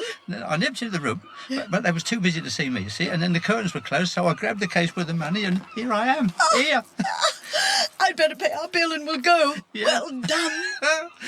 We can count the cash in the car, can't we? Yes, Norman, you're wonderful. Hey, we'll be home in no time at all, won't we, Mrs. Mathews? Yes, we can have a cosy supper together. In fact, I'm so pleased with you, I'll make a meal for you. Oh, thanks. Oh, hey, that's really kind of you. Yes, I've got a tin of soup somewhere. I'm almost sure. Oh. I'll open Nosha Nelson's case and we'll see how much we've got to donate to those lucky, lucky charities I have in mind. You better start counting them. What? Oh, my goodness. Yeah, go on. How much? To the nearest 10,000, that is. Norman, this case is full of papers and files and documents. Hey, well, that's crafty, isn't it? I bet Nosha Nelson's hidden the money underneath. No. These papers and this case belong to Judge Knott. It's his case. Hey, well, what was the judge doing in room 103? With Fifi? All right. There's no need to tell me, Mrs. Mathews. Don't say it. I'm fired, aren't I? Yeah, bang goes my job as your general handyman and of course, my free accommodation as well.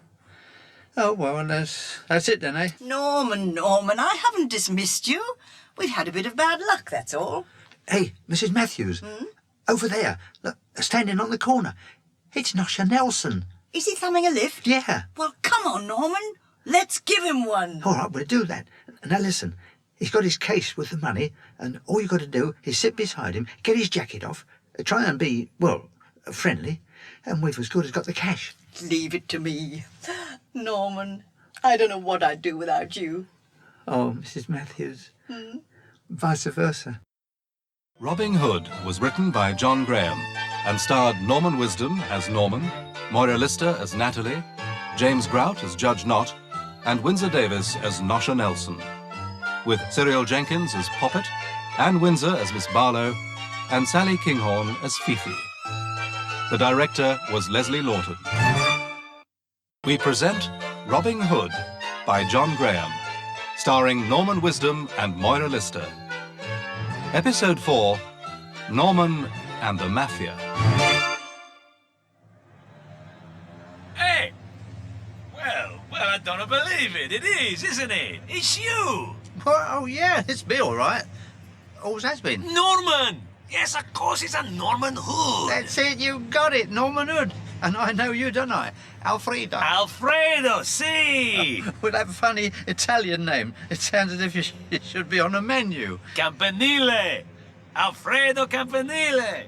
Hey, it's good to see you again, Norman.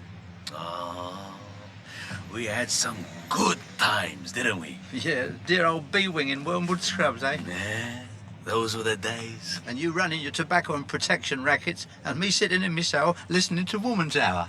Of course, I should never have been sent to prison in the first place. I was there just because of a little technicality, huh? Yeah, well, so was I. They found me guilty. But never mind, Norman.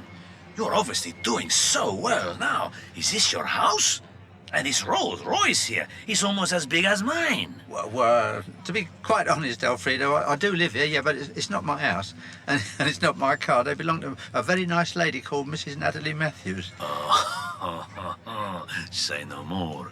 She's your, how you call it in English, your dolly mop, huh? Me what? Your fancy woman. And you are her boy toy, huh? No. I work for Mrs. Mathews. She's my employer. I've just been doing some shopping for her. Oh. And she's a real lady, too. She wears jewellery in the mornings. And when she arranges the flowers, she wears housecoat over the top of her housecoat. And she employs you? I mean, she employs you. Yeah, well, I'm her handyman, you see, but I'm not just an ordinary handyman. Oh, no. I'm a general handyman. Huh. Well, I knew you'd be impressed, but what about you, Alfredo? What are you doing now, then? I'm in business, see. Oh, well, what kind of business? Oh, this and that. A lot of this and a fair amount of that. Well, it must be exciting. I've just moved into the new block of flats at the end of the road. I bought it last month. Oh, you bought one of those big flats? No, I bought the whole block. No, Alfredo, you're having me on, aren't you? You bought the whole block? Oh, no, you're teasing. Oh, you are. You're just joking. I never joke. Remember? Yeah, I remember. Boy, you must have an enormous mortgage. No, I pay cash. As a matter of fact, Norman, I haven't got time to talk now, but I'm in a position to offer you a part-time job. Well, it's very kind of you, Alfredo. It is, yes. But in a way, I suppose you owe me a favour. After all, I took the rap when you had that little incident with the prison governor in your bucket. Exactly. Now, I'm going to Roma this evening for 3 days. I'd like you to come and see me and we'll talk about this job I'm offering you. Come and see you in Rome? But that's miles away. Maybe further. No. I want you to come and see me this evening at my apartment. 6 o'clock? OK, then. 6 o'clock. I'll be there, Alfredo. Good. I'll see you then. Wait a minute. Which flat? The penthouse, of course. Oh, the penthouse. Of course. Ah, now, Norman. Oh, no, Mrs. Mathews. Alfredo Campanelli is a respectable, wealthy businessman. Now, What makes you so sure? he lives in a penthouse. Oh, living in a penthouse, Norman, is no guarantee of respectability. Anyway, he should never have gone to prison. Who says so? He does. This Alfredo man is most certainly not on the side of the law.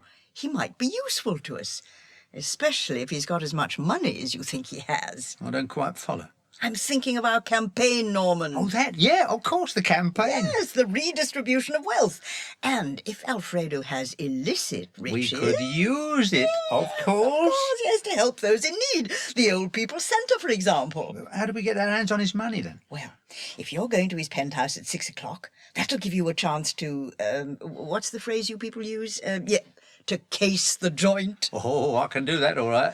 Just keep our campaign in mind, Norman. Think of Robin Hood. Yes, Marion. I mean, Natalie.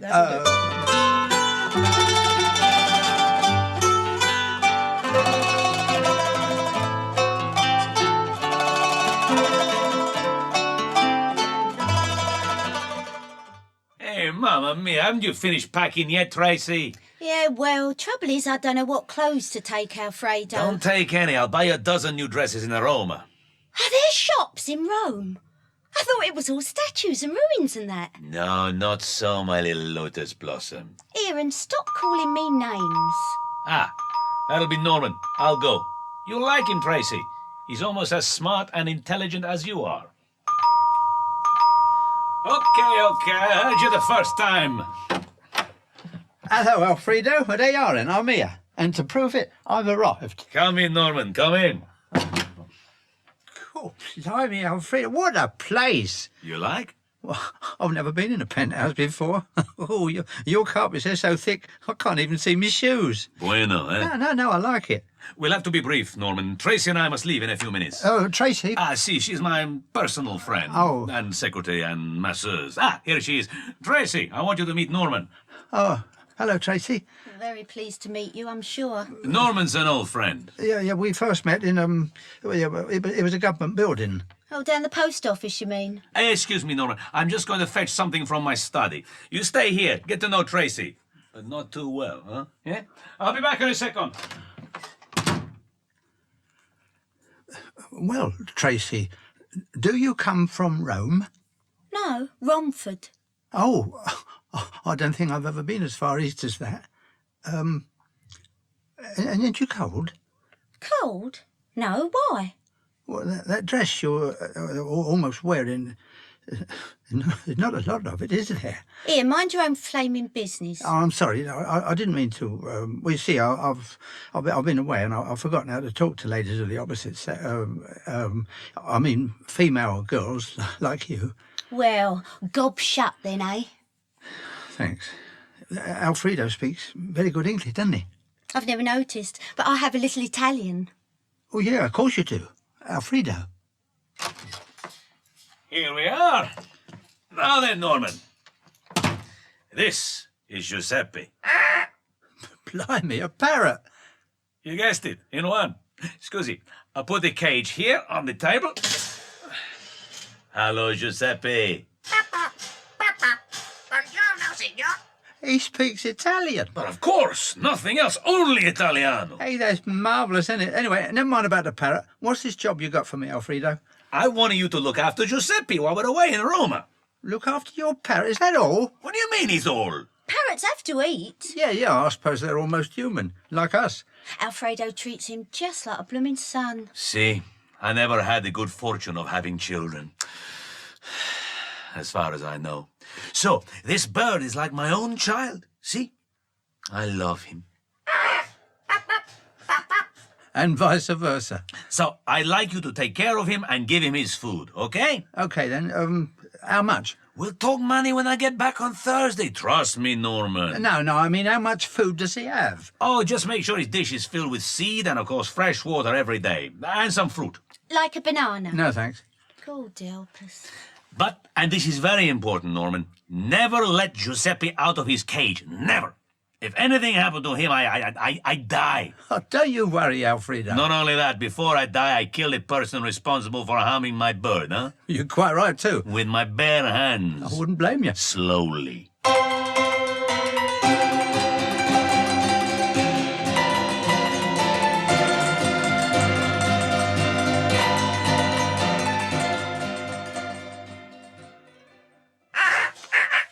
Norman, this is too much. Bringing a parrot into my house. It's absurd. He'll stay in his cage, won't he? And I'll keep him in my room then. He'll be no trouble. And it's only for 3 days anyway, Mrs. Mathews. He's called Giuseppe. I don't care. Well, it may not matter to you, but it means a lot to him. And you'll never believe this. Try me. He speaks Italian. Buongiorno. Buongiorno. Good morning. Hey, did you hear that? I told you so, didn't I? Italiano. Si. Come sta? Come sta? I don't know what he's saying, but he seems to like it here. I think he's smiling. I don't care if he likes it here or not. Oh, don't be cross, Mrs. Mathews. I'm please. not cross. I'm furious. You've missed a golden opportunity, Norman. What do you mean? What do you mean? You should have kept the parrot at the penthouse and said you'd go there every day to feed it. But he might have been lonely. Oh, you still don't understand, do you? Your Italian friend would have had to give you the keys to the penthouse. Then you would have been able to look around the place at leisure. Oh, well, yeah, I never thought of that. I got distracted, you see, by Tracy. Who's Tracy? Oh, a big girl with a small dress. Really? Yeah, it's true.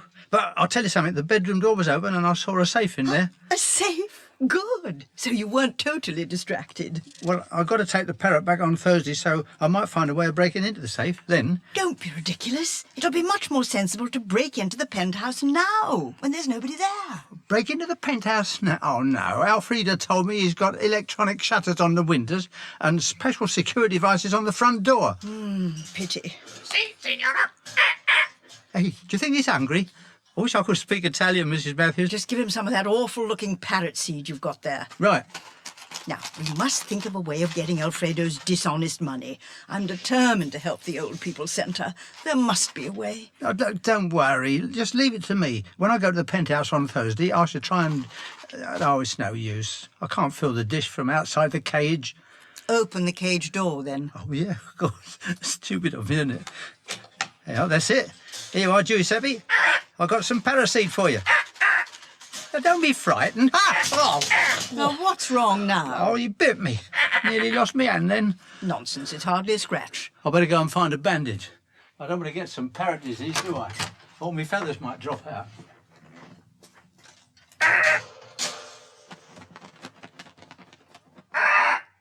Norman! Yeah? Is he allowed out of his cage? Well, certainly not. Oh, God, where is he? He's up there, perched on the curtain rail. Well, catch him, quick. You catch him. It's your responsibility. Come down here, Giuseppe. Come back into your nice warm cage. Oh, come on. Oh, Mrs. Mathews. Yes? What's Italian for banana? How should I know? Why? Oh, I thought I could tempt him down. It's too late to tempt him anywhere. Eh? He's just flown out of the window. He's gone. Oh, Mrs. Mathews. Yes? You're looking at a dead man.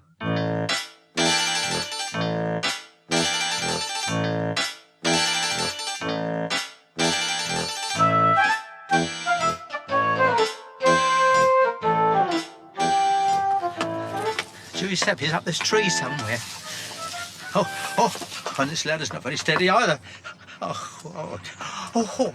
wish I had head for heights. Giuseppe, come here. Look, I've got some fruit for you in my pocket. Some apples, a banana, I've got a bunch of grapes and a grapefruit. All right. I'll try to be kind and gentle, now I'll be tough and vicious.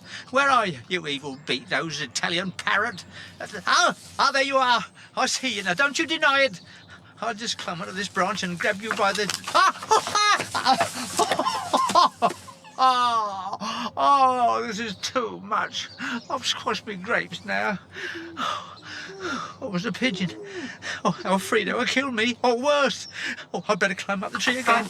I'll be safer there.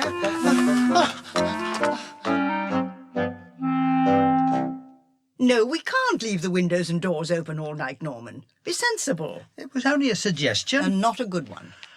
Hey, I'll tell you what, I've got a better idea. It's obvious.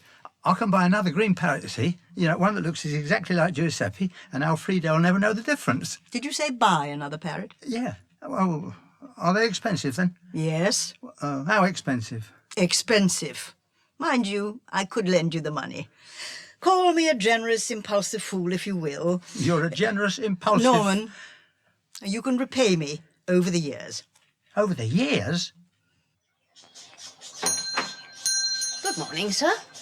Hello. Have you got any birds in stock? Yes, sir. Canaries? Buttercars? I'm looking for something that looks more like a parrot. Only parrots look like parrots, sir. I have 3 at the moment. They're green. Oh, a green, eh? What, you mean they're not ripe?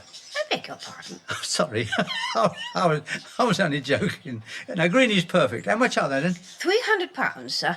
Oh, no, I must explain. I only want one parrot. Yes, sir. £300. £300 each? But that's ridiculous. For that sort of money, I could buy dozens and dozens of hens. We don't sell poultry, sir. Listen, I just want a simple, ordinary, everyday parrot that's green with grey eyes and speaks Italian. Are you being serious? I've never been more serious in my life, and that's what I may be losing. My life. Couldn't we, you and me together, do a deal? A deal? Yeah, drop the price. If you can't afford £300 for a parrot, may I suggest you buy a rabbit? Oh, good. All right, I'll take the parrot. There you are. What do you think, Mrs. Mathews? There's the new parrot. Alfredo will never know the difference, will he? Yeah, this bird looks much thinner. Oh, it's all right. We've got 24 hours to fat him up, haven't we? Yeah, and another small point. Look at his tail. The other parrot's tail was red. Aha! You've got no faith in me, have you, Mrs. Mathews? I'd rather not answer that. Look, I bought this tin of red paint here, and I'm no fool. A brush as well. You're going to paint his tail red? It's no problem. Well, there's something else you've overlooked. Oh? I'm sure this bird doesn't speak Italian. Oh, not yet, no. I'm going to teach him, see? I bought this Italian phrase book. Norman. Don't worry. Look, my troubles are over. Oh, come on, for God's sake, concentrate. Ah, you stupid bird. We've been at this for nearly 7 hours now. Come on, let's start again. Repeat after me. Buongiorno. Buongiorno. Arrivederci. Oh, what's the matter with you? Look, it's 4 o'clock in the morning and I'm losing my voice.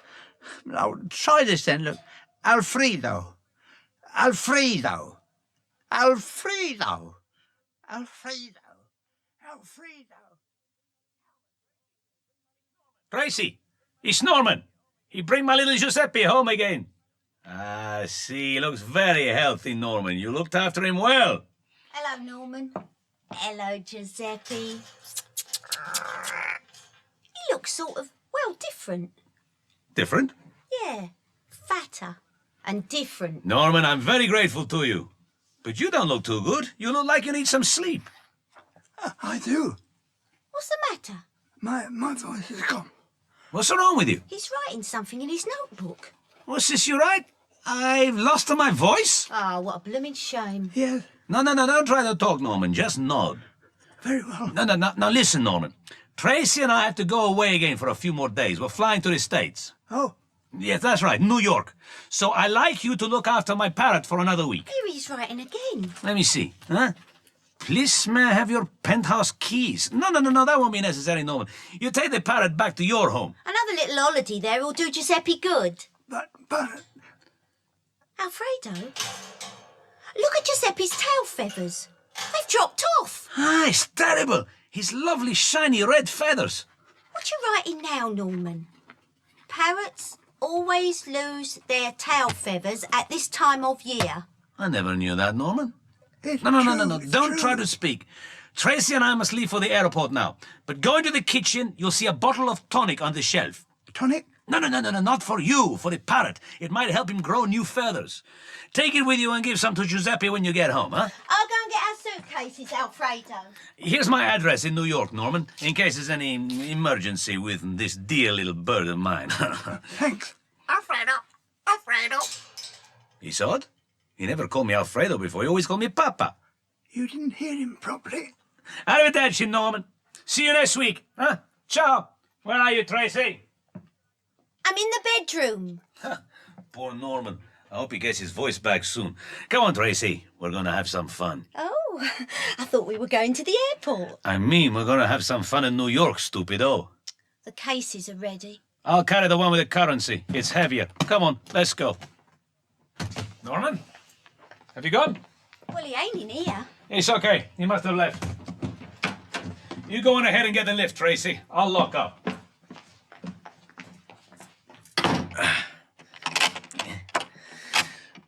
This security system was certainly worth the money. No one could possibly break in or out.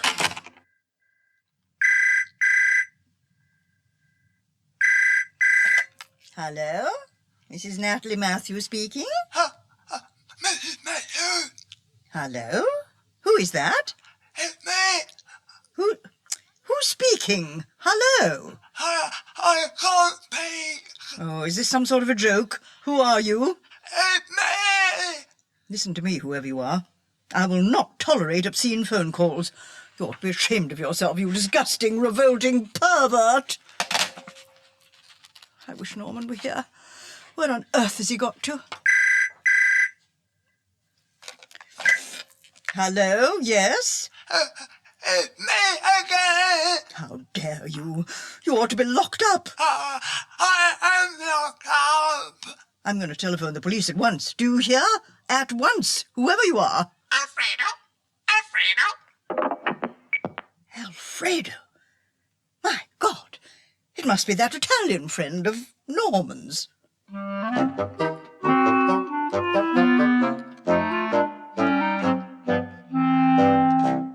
Yes, madam. Sergeant Bayliss speaking. Sergeant, I have just had 2 obscene phone calls.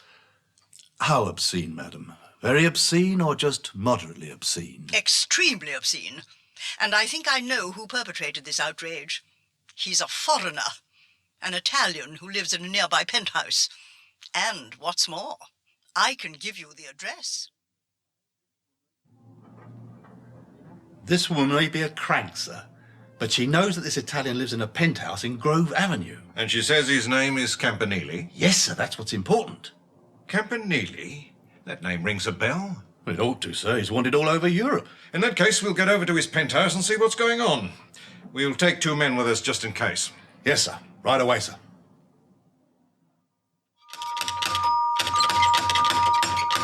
It's the police.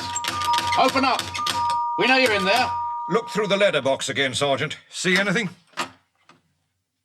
He's on his knees. I think he's praying. No, look, he's pushed a sheet of paper out under the door. Here it is. What does it say? It says, I can't talk. So, he wants his lawyer to be with him. Yeah, they're all the same, sir. Well, Sergeant, we've got to handle this subtly, carefully, and with finesse. Yes, sir. Smash the door down.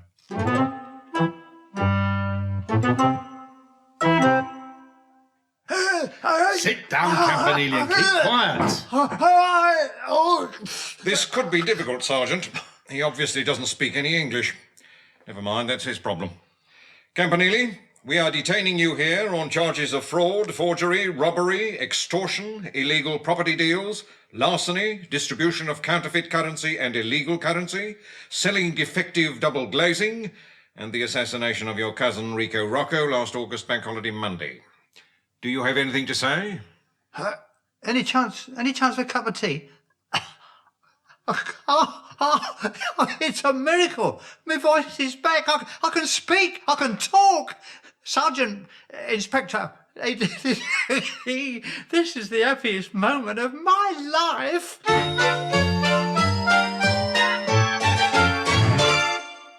Well, Norman, I must admit I'm glad to see you back home again. Thank heavens the police let you go. You know, it took 15 hours to convince them that I was innocent. I nearly lost my voice again. Well, all that's over and done with. Now, tell me, did you manage to open the safe? Open the safe? What safe? The safe in the penthouse, of course. Oh, you're going to be cross again, Mrs. Mathews. I've got a feeling you're going to be quite angry. See, I forgot all about the safe. You forgot about the safe? But we wanted Alfredo's ill-gotten cash for the Old People's Centre. Oh, yeah, I know. I haven't forgotten that. The Old People's Centre is in luck, though. Oh, yeah. What do you mean? I gave the police Alfredo Campanelli's New York address. Interpol is going to pick him up. And not only that, I am going to pick up a reward. Norman, is that true? Yeah, a reward for information leading to his arrest. But that's wonderful. We'll give it to the Old People's Centre. Well, all of it? Well, less the 300 you owe me for buying that parrot, of course. Oh, yeah. Thank you, Norman. Well, in spite of everything, you've done well. Oh, by the way, the bird who flew out of the window and escaped has come back. No. Yes. What, Giuseppe? Yes. God, the little devil. Yes, I found him sitting on the sideboard eating grapes. He looked very exhausted and dishevelled. Like you, Norman. Well, I feel exhausted and whatever you said. Poor Norman. Come and sit beside me. We make a good team, you and I. A real pair. Oh, and talking of pairs, I've put both parrots in the same cage. Don't they look sweet? Oh, yeah, cool. On their perch, with their heads touching. They're getting closer and closer, they are. Oh, very nice. And Norman, your head seems to be resting on my shoulder. Well, no, I thought your shoulder was resting on my head. Oh, there's a man outside the French windows. Who is he? I don't know. I'll go and see, eh? Hello, Norman. God, it's you, Alfredo. Buongiorno, Norman. Signora? Buongiorno. Alfredo? But Norman, you said he was in New York. Well, that's what I thought, but he's not, is he? He's here, standing beside your piano. I'm not in New York because there was a last-minute change of plan. But the police want you, Alfredo, but very badly. And No. They want my cousin, Enrico Campanile, for some little offences. I've gone reasonably straight since our days behind bars. I'm now very big in pizzas, didn't you know? Big in pizzas? That's why I travel so much. You buy one pizza now and again, but I buy pizza companies all over the world. That's why you're a rich man, then. Well, now I come to fetch my little parrot, Giuseppe. Your parrot's there, in his cage. With another parrot. Two of them? Yeah, but don't worry. He hasn't been breeding. Norman bought him a little companion, you see. Norman, you're so kind. Mille grazie. I must reward you for all your trouble. Reward me? Hey, did you hear what he said, Mrs. Mathews? Oh, thank you, Alfreda. Yes, as a token of my gratitude, I have brought you this. Oh, it's a pizza. Oh, God, is that all? But it's cheese and tomato, Norman. Well, that is Mrs. Mathews and me. We wanted to help the Old People's Centre. So, no problem. We all help the Old People's Centre. I will generously donate them pizzas every Tuesday and Thursday with extra cheese topping. Well, that isn't quite what we had in mind, but thank you. At least we'll be doing something for the old people. Well, for those who've got their own teeth, anyway. Yeah, well, thank you, Alfredo. You'll never believe this, but I really thought that you were... A godfather! A godfather! You thought what? Mafia! Mafia! What you say? I didn't say anything. It was the parrot. Come here, Norman. Now, don't throw that piece at me, Alfredo. No!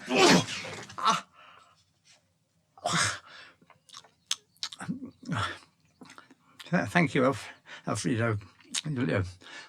Very tasty. Robin Hood was written by John Graham and starred Norman Wisdom as Norman, Moira Lister as Natalie, Nicky Henson as Alfredo, and Lorraine Chase as Tracy, with Victor Winding as the sergeant, John Graham as the detective inspector, and Joanna Wake as Girl in Pet Shop. The director was Leslie Lawton.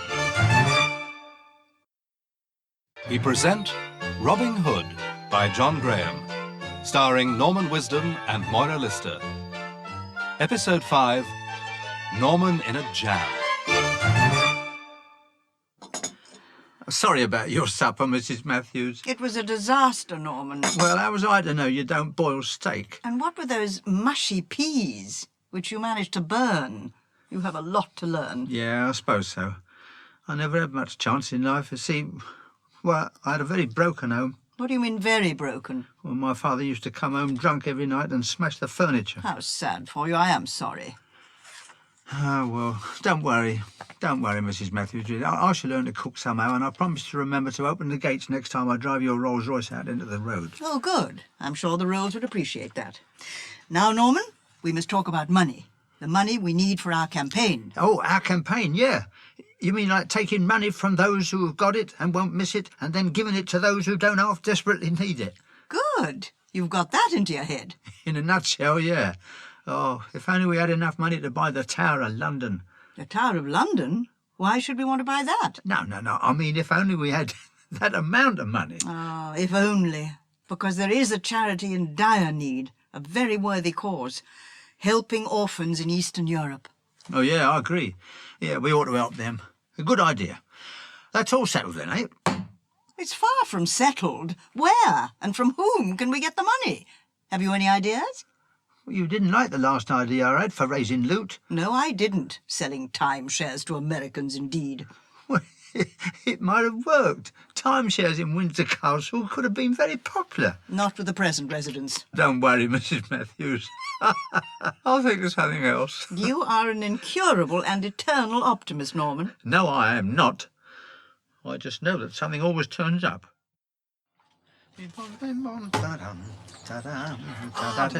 Norman Hood, my old friend, I've tracked you down at last. I heard you live round here. Hello. Hey, it's Safecracker Simpson. God, fancy meeting you again. Shh, lower your voice, Norman. Oh, sorry. Fancy meeting you again. Good to see you, old boy. But don't let me interrupt your work. Oh, it's all right, Safecracker. I've nearly finished the car now, cleaning it. I mean... By the way, I'm the Reverend Mr. Simpson now.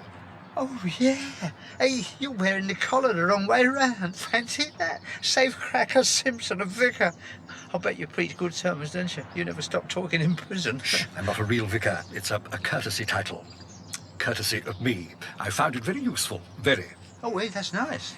I need your help, Norman. And the bottom line, as they say, is money. Yeah, well, the top line is, I haven't got any. I guess that, but would you like to earn some? And when I say money, I mean easy and big money. Would I like to earn some big money? Would I? Oh, yes, please, Mr. Simpson. Get up off your knees, then, and listen. Yes, Mr. Simpson, I am listening. Firstly, do you have a licence? A licence? What do you mean? Television, driving, or a dog? A driving licence. Yeah, well, yeah, of course. Well, Mrs. Mathews hired me as her chauffeur. I'm her handyman gardener. Come help and everything else. Good. That's what I'd heard, old boy. So you can drive. That's dash lucky, what? What? Unfortunately, I lost my driving licence, you see. Tricky. Why don't you report it to the police? I can't. Oh, you mean they took it away? They helped. Anyway, would you be willing to act as my chauffeur this evening? That is, I'd like you to drive me to a certain place in the country, wait for me, and then drive me back into town again. It's no problem at all, Mr. Simpson. And it'll be my pleasure to make sure that you're well and truly remunerated. I don't drink. Point is, what are you going to pay me? I can offer you £400, old boy. Norman, are you all right? Get up. I think so. Oh, cool, I nearly passed out then. Let me help you. There! You are offering me £400 to drive you around this evening? £400? All right. You drive a hard bargain. I'm a generous man. Let's say 500. What? What? Norman! You've nearly passed out again. No, I'm all right. I think it's just that... I thought you said 500. You see, I haven't been sleeping well and I get confused sometimes. I did say 500, old boy, so that's all agreed. We'll meet here outside your house at 7 this evening. What? Right. Hey, wait a minute. What make of car have you got, then? I'm not sure yet. Not sure? No, but by 7 this evening, I'll have Nick borrowed one. Just a minute, Mr. Simpson. Look, I don't want to have to do anything illegal. I have gone straight now. Norman, I give you my word that if there's anything illegal going on, you won't be the one of us who's doing it. You just have to be my driver. Norman, what's the matter? Your eyes have glazed over. I was just wondering what £500 looks like. £500, Norman? Just to be his driver for the evening? That's what he said. Well, why doesn't he hire a taxi or a minicab? There are plenty in the area. Oh, they're very expensive, Mrs. Mathews. Nonsense, a minicab wouldn't charge him that sort of money. Oh, you want to bet? It's obvious he's up to something crooked. Yeah, maybe, but he promised me that I wouldn't be involved. Now, if you drive him to the scene of the crime, of course you'll be involved. You'll be an accessory before or after or right in the middle of the fact. So you don't want me to do the job then, eh? Of course I want you to do it. Oh, well, that's good. Of course, I could do with the money. I dare say. But this cash is going to be our donation to the Orphans Fund. What, all of it? All of it. Couldn't I keep a few quid? No. For expenses, then? No. Say £5, eh? No. £2.50? No, Norman. Oh, the orphans wouldn't miss 50p, Norman, would they? do switch off. Oh, well, all right. Think of our campaign. 500 will be an extremely welcome donation. Now, I must go and get ready. I'm playing bridge this evening with some old friends who live opposite. Here I am, Mr. Simpson. 7 o'clock on the dot. Where's your car? A bit of a snag in that department, Norman. Due to circumstances beyond my control, I couldn't obtain one. Well, what circumstances? The owner came round the corner. Oh, so my job's been cancelled then, eh? Not at all, Norman. It's very much on. We'll just have to compromise. We'll use this Rolls-Royce of yours, old boy. Oh, no, Mr. Simpson, that's impossible. Not mine. It belongs to my employer, Mrs. Mathews. I know that, but she's not going to mind if we borrow it for a few hours. She's not going to mind? That's what I said. But she'd go berserk. She'd do me a mischief or chuck me out. Maybe both. My dear chap, calm down. I've just seen her leave the house, all dressed up in black and yellow, like a willowy wasp. Hey, now, that's the point. She's going to play bridge with some neighbours, you see, but...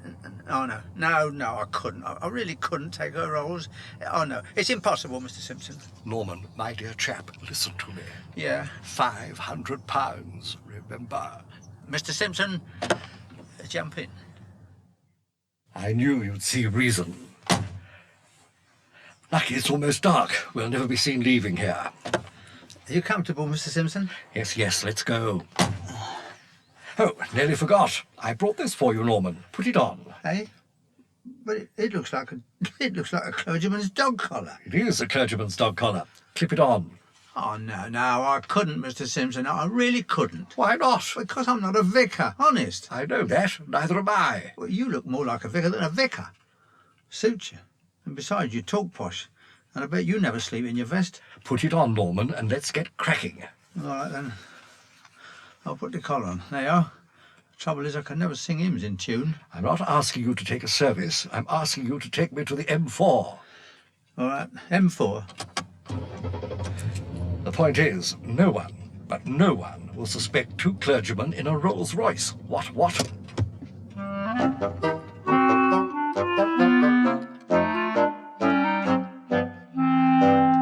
Police Constable Harris speaking. Can I help you? Yes, officer, I want to report a stolen car. My car. My name is Mrs. Natalie Mathews. Right. Mrs. Natalie Mathews. Yes. And description, please. Well, I'm 5'5", fair hair, clear deep blue eyes, and my age is certainly nobody's concerned except my own. Not that I'm in the least concerned about my age, I hasten to add, because actually... Madam, a description of your car, please. Oh, yes. I apologise. It's been such a shock. I'm quite distressed, you see. No. Take your time, madam. No rush at all. The serious crimes can wait. Oh, good. Well, it's a Rolls-Royce. I was playing bridge with some neighbours and doing rather well, incidentally, when one of my friends glanced out of the window and said, "Natalie, why are 2 clergymen driving away in your Rolls Royce?" 2 clergymen, madam? Not far now, Norman. That's good. Now, please remember, Mr. Simpson, I don't want to do anything illegal. Relax. I'm handling the illegal bit, I promise. I give you my word, as a vicar. Well, that's all right then. Just a second. You're not a vicar. Keep your eyes on the road. We're nearly there. Where are we going then? To that marmalade factory over on the left. I'm doing a nice, lucrative job there. Marmalade factory? Don't make me laugh, Mr. Simpson, please. Who's going to buy cut-price stolen marmalade? You'll never get rid of that. I'm not interested in their marmalade. It's the factory safe I intend to crack open. Oh, so that's why you can pay me so well, eh? All you have to do is park outside, wait for me, then we drive back to town and I deliver to Mr. Big. Who's Mr. Big then? My brother. He's the brains of our family. Now park here, Norman. Don't be nervous. Supposing someone comes along and asks awkward questions. There's no one around here at this time of night. Good luck, Mr. Simpson. Hey, don't forget your case. Thanks, but I don't rely on luck, just skill. I'll be back in less than 5 minutes, but if there's any sign of trouble, you know what to do. Yeah, I'll go home. No, sound the horn. Well, all right, like this. Shh, no, twice. What, like this? Shh, quiet. Remember, you're a chaplain, not a Charlie. See you. Cool. I'll be home in bed by 11 o'clock tonight with me cocoa and £500. Oh, yeah, I shall have to tell Mrs. Mathews. Hey, the car phone. Here we are.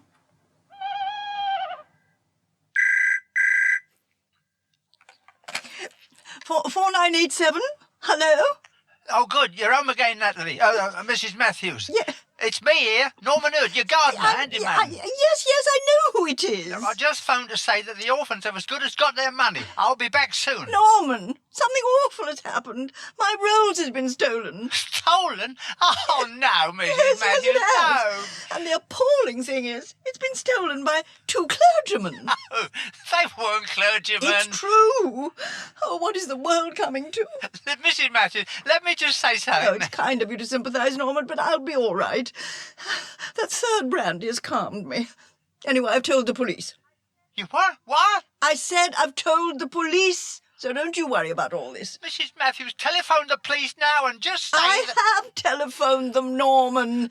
You never listen. Mr. Simpson couldn't get one to go to this marmalade place, so we... This must be a bad line, Norman.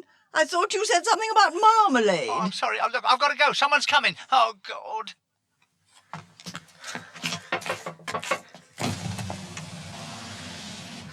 Good evening.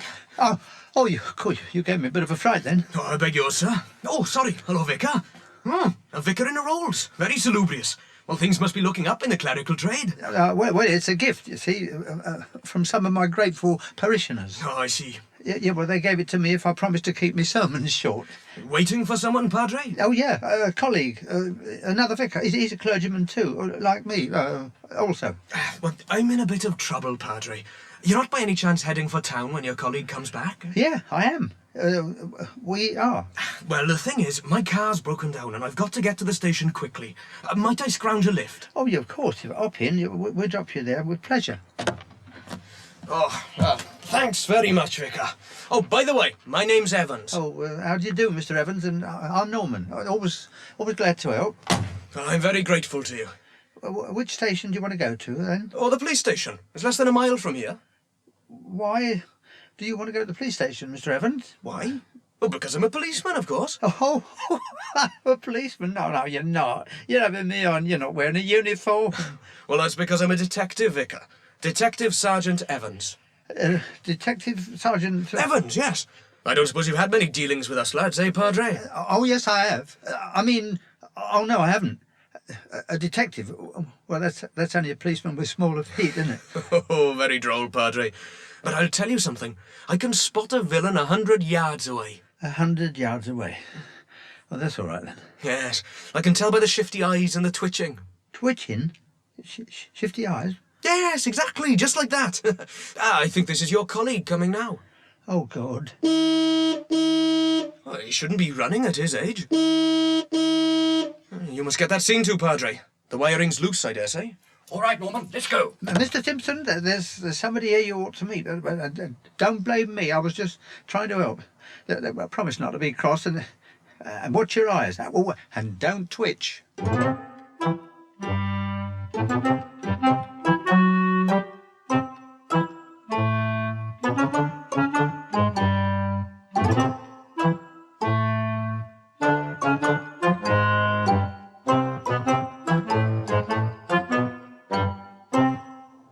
You idiot, Norman. Why did you have to lumber us with a detective? Could have been tricky.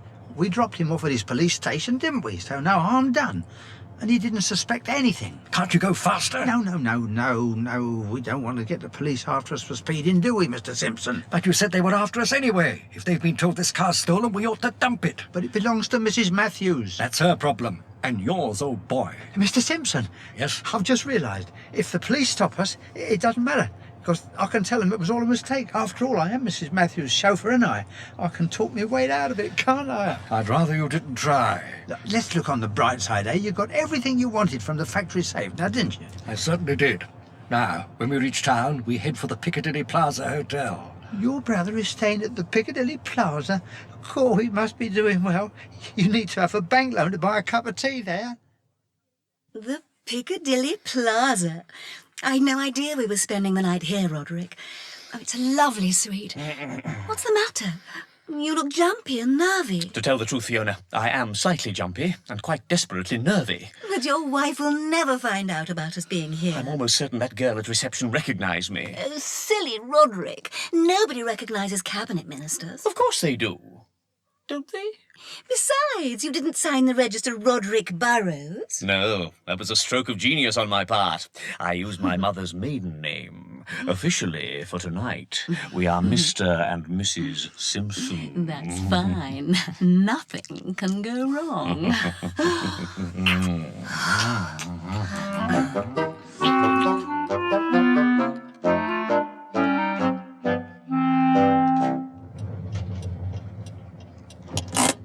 Well, this is the hotel, Norman. You wait in the car. I'll go in and give this case to my brother.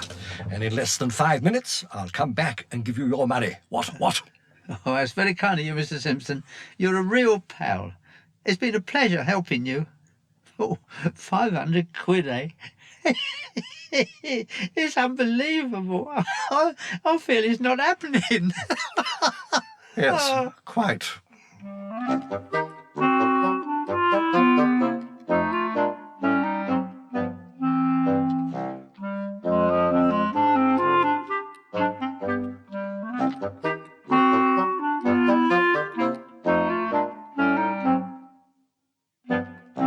You've done very well for a crooked younger brother. I still don't know why you wanted me to steal marmalade recipes from that factory. It's called industrial espionage.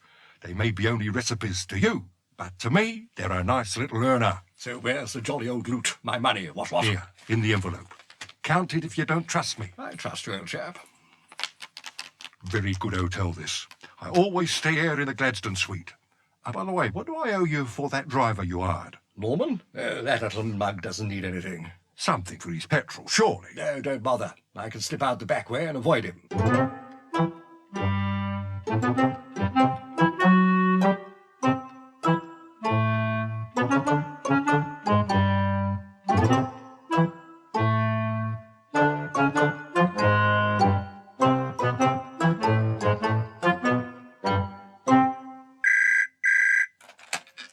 $4987? It's me, Mrs. Mathews. Where are you, Norman? I'm outside the Piccadilly Plaza, waiting for Mr. Simpson to come out with the money. Well done, Norman. You're a genius. Oh, thank you. Hey, there's one thing slightly worries me. What's that? Mr. Simpson said he'd be back in less than 5 minutes, and that was 2 hours ago. Norman, you're an idiot. He's trying to dupe you. Oh, I wouldn't have thought so. We did shake hands. Oh, don't be so gullible. Listen carefully. I want you to stay at the hotel. What for? I'll get a taxi and come and sort this out myself. We've got to get that money. Well, I've already promised it to the charity people. Oh, by the way, Mrs. Mathews, I've found your Rolls Royce. You found the... Oh, how on earth did you manage to do that? Well, No, don't tell me. Explanations later. Stay at the hotel. I'll be with you as soon as I can. She wants me to stay at the hotel. Oh, well, she'll have to pay, that's all. Good evening. Can I help you, sir? Yes, I'd like a room, please, for tonight. For me, myself. Personally, you see what I mean? I'm sorry, sir, but we have no rooms or suites available. Ah, now that may be, but I read somewhere that you always keep a suite available for unexpected visiting foreign royalty. That is so, sir. Yeah, well, listen, I happen to know that they are not coming. What? So I'll have that suite. I'm sorry. Out of the question, sir. Good night. Oh. Hey, wait a second. I've just realised something. Yes, sir? I was waiting for Mr. Simpson, see, and he's in this hotel somewhere with his brother. Well, it's obvious, isn't it? His brother, who's staying here, must be Mr. Simpson, too. I don't quite follow. Let me explain. Mr. Simpson's brother must be another Mr. Simpson, mustn't he? Because, you know, they've got the same name. For instance, I'm Mr. Hood, but I don't have a brother. But if I did... What exactly do you want, sir? I want to know which room Mr. Simpson's in. Right. Just a moment. Ah, yes. Mr. and Mrs. Roderick Simpson. They're on the second floor, the Thatcher suite. Oh, he's got his wife with him, has he? Right. Second floor, the Thatcher suite. Roderick, what do you think? Oh, yes. It's a lovely nightdress, Fiona. Very captivating. Oh, what's so amusing? I just think it's such a hoot you signing us in as Mr. and Mrs. Simpson. It's not funny. I keep telling you, if I'm seen here with you, it'll be utter ruin. Expulsion from the cabinet a certainty. I come from an old, respected family. My brother's a bishop, damn it. My God, who's that? Someone's at the door. Relax, Roderick. I'll go and see. Oh, hello. Good evening. Good evening. Can I come in? Well, you are in. I don't believe it. A vicar. What do you want? Oh, your brother's not here then, eh? My brother? Of course not. Oh, well, it don't matter, because, well, I know who you are, don't I? My God, you do? You know? I worked it all out, and I've been waiting outside for 2 hours. What? Spying on me. Oh, no, don't be like that. I'm just waiting for the money, that's all. Money? I know you've got it. This is a nightmare. Pinch me, Fiona. It's a bad dream. You can't be a real vicar. What? No, this collar's just a cover. I'm not the vicar, no, not me. I am Norman. Look here. All right, this lady is not my wife, as it happens. I hardly know her. She's a secretary. Roderick, I'm an interior design and soft furnishings. Oh, shut up. Look, I don't want to cause you any trouble. I just want the money. It's only fair, isn't it? I mean, that's what I was hired for. What? Hired? Hired by whom? Your brother, of course. I don't believe it.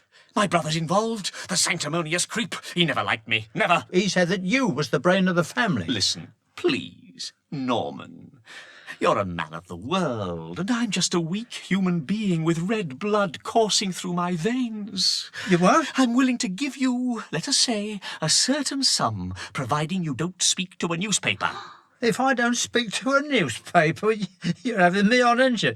You don't speak to newspapers, you read them. This is no time for levity. I am willing to pay you to keep quiet about this evening. It's blackmail, Roderick. Now, let's keep calm about this. Now, Norman, if I gave you 1,000, you'd keep quiet? And you wouldn't come back for more, would you? If you gave me 1,000, I wouldn't be able to get up off the floor. Done. You'll take a cheque? Take it, well, I'll grab it. Who do I make it out to? Norman Hood, with an H. Oh, I'm very grateful, I really am. And Mrs. Mathews will be too. Not to mention the orphans, of course. What are you talking about? There you are. Oh, thank you. Good night then, Mr. Simpson. And Mrs. Simpson. Don't call us that. £1,000, eh? Oh, you must be doing well. I'm glad I advised your brother not to nick the marmalade. Bye. Marmalade? I've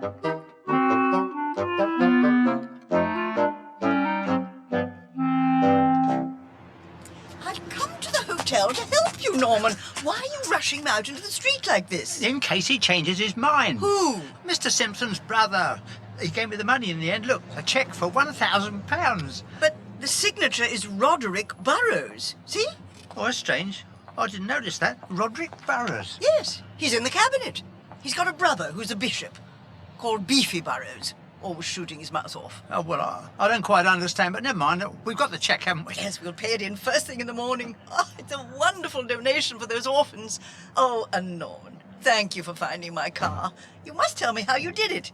Where did you park, by the way? It's over there. Oh, there it is. Who? Wait here, Mrs. Mathews. I'll go and have a word with him. Norman, where are you going?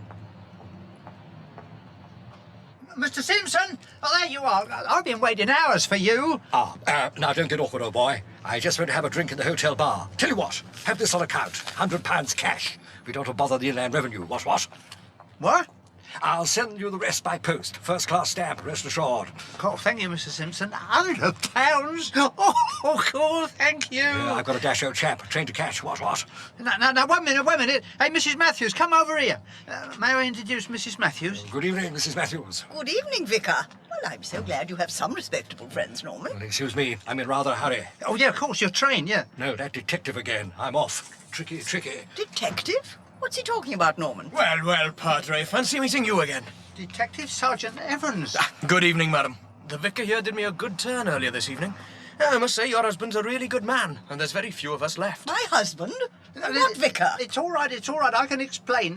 I'm Mrs. Mathews' handyman, you see. I cut the dishes and washed the grass, and I had nothing to do with the marmalade, but the cheque came from that man with a girl in soft furnishings. I don't understand. Well, it's because Mr. Simpson lost his licence. No, not a dog licence. I see, but what he promised me 500, and then it became tricky, and why did he give me a cheque if he was a cabinet minister? Oh, well, I really don't... Norman! What's wrong, Mrs. Mathews? My car! It's been clamped! How dare you? It's nothing to do with me, madam. Picking on a poor defenceless widow with impeccable connections? It's too much. You ought to be ashamed of yourself. Oh, but madam, Don't please. interrupt. Clamping my Rolls Royce, indeed. You ought to be reported to the police. It is the police, Mrs. Mathews. The inconvenience, the expense. But Mrs. Mathews, look, hey, I'll tell you what, look, I've got £100 here in cash. I'll pay to get you unclamped, eh? That's very sweet and generous of you, Norman. But this detective friend of yours... Oh, where is he? Hey, look, he's running away from us. Look at him. Was it something we said? Robin Hood was written by John Graham and starred Norman Wisdom as Norman, Moira Lister as Natalie, and Henry McGee as the Simpson brothers, with Jonathan Taffler as P.C. Harris, Matthew Morgan as Evans, Melinda Walker as Fiona, Keith Drinkle as Roderick Burrows, and Joanna Wake as the hotel receptionist. The director was Leslie Lawton.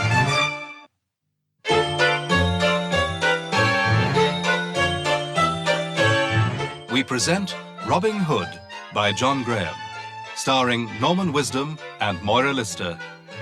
Episode 6, Norman and the Pearls. Norman, have you repaired it yet? Oh, yes, Mrs. Mathews, or to put it another way, no. I employ you as a general handyman. Norman, surely you can fit a new plug onto an ice cream maker? Well, I thought I'd fixed it, but every time I switch it on, I get 1 o'clock news. Oh, I don't believe it. Well, neither do I. Politicians making promises they can't keep, telling us how inflation's falling. I'm talking about this ice cream machine. Bad news from Brussels, riots in Russia. Norman. Speaking. You've put the wrong plug into the socket. That's why you hear the radio. This is the one for the ice cream maker. See? It's working perfectly now. Oh, well, there you are then. I did well, didn't I? Oh, really? My late husband had more brains in his toupee than you have in your whole head. Oh, well, thank you, Mrs. Mathews. Now, I want to make some ice cream for my dinner party on Friday evening. You're going to make more ice cream, but your freezer's full of the stuff.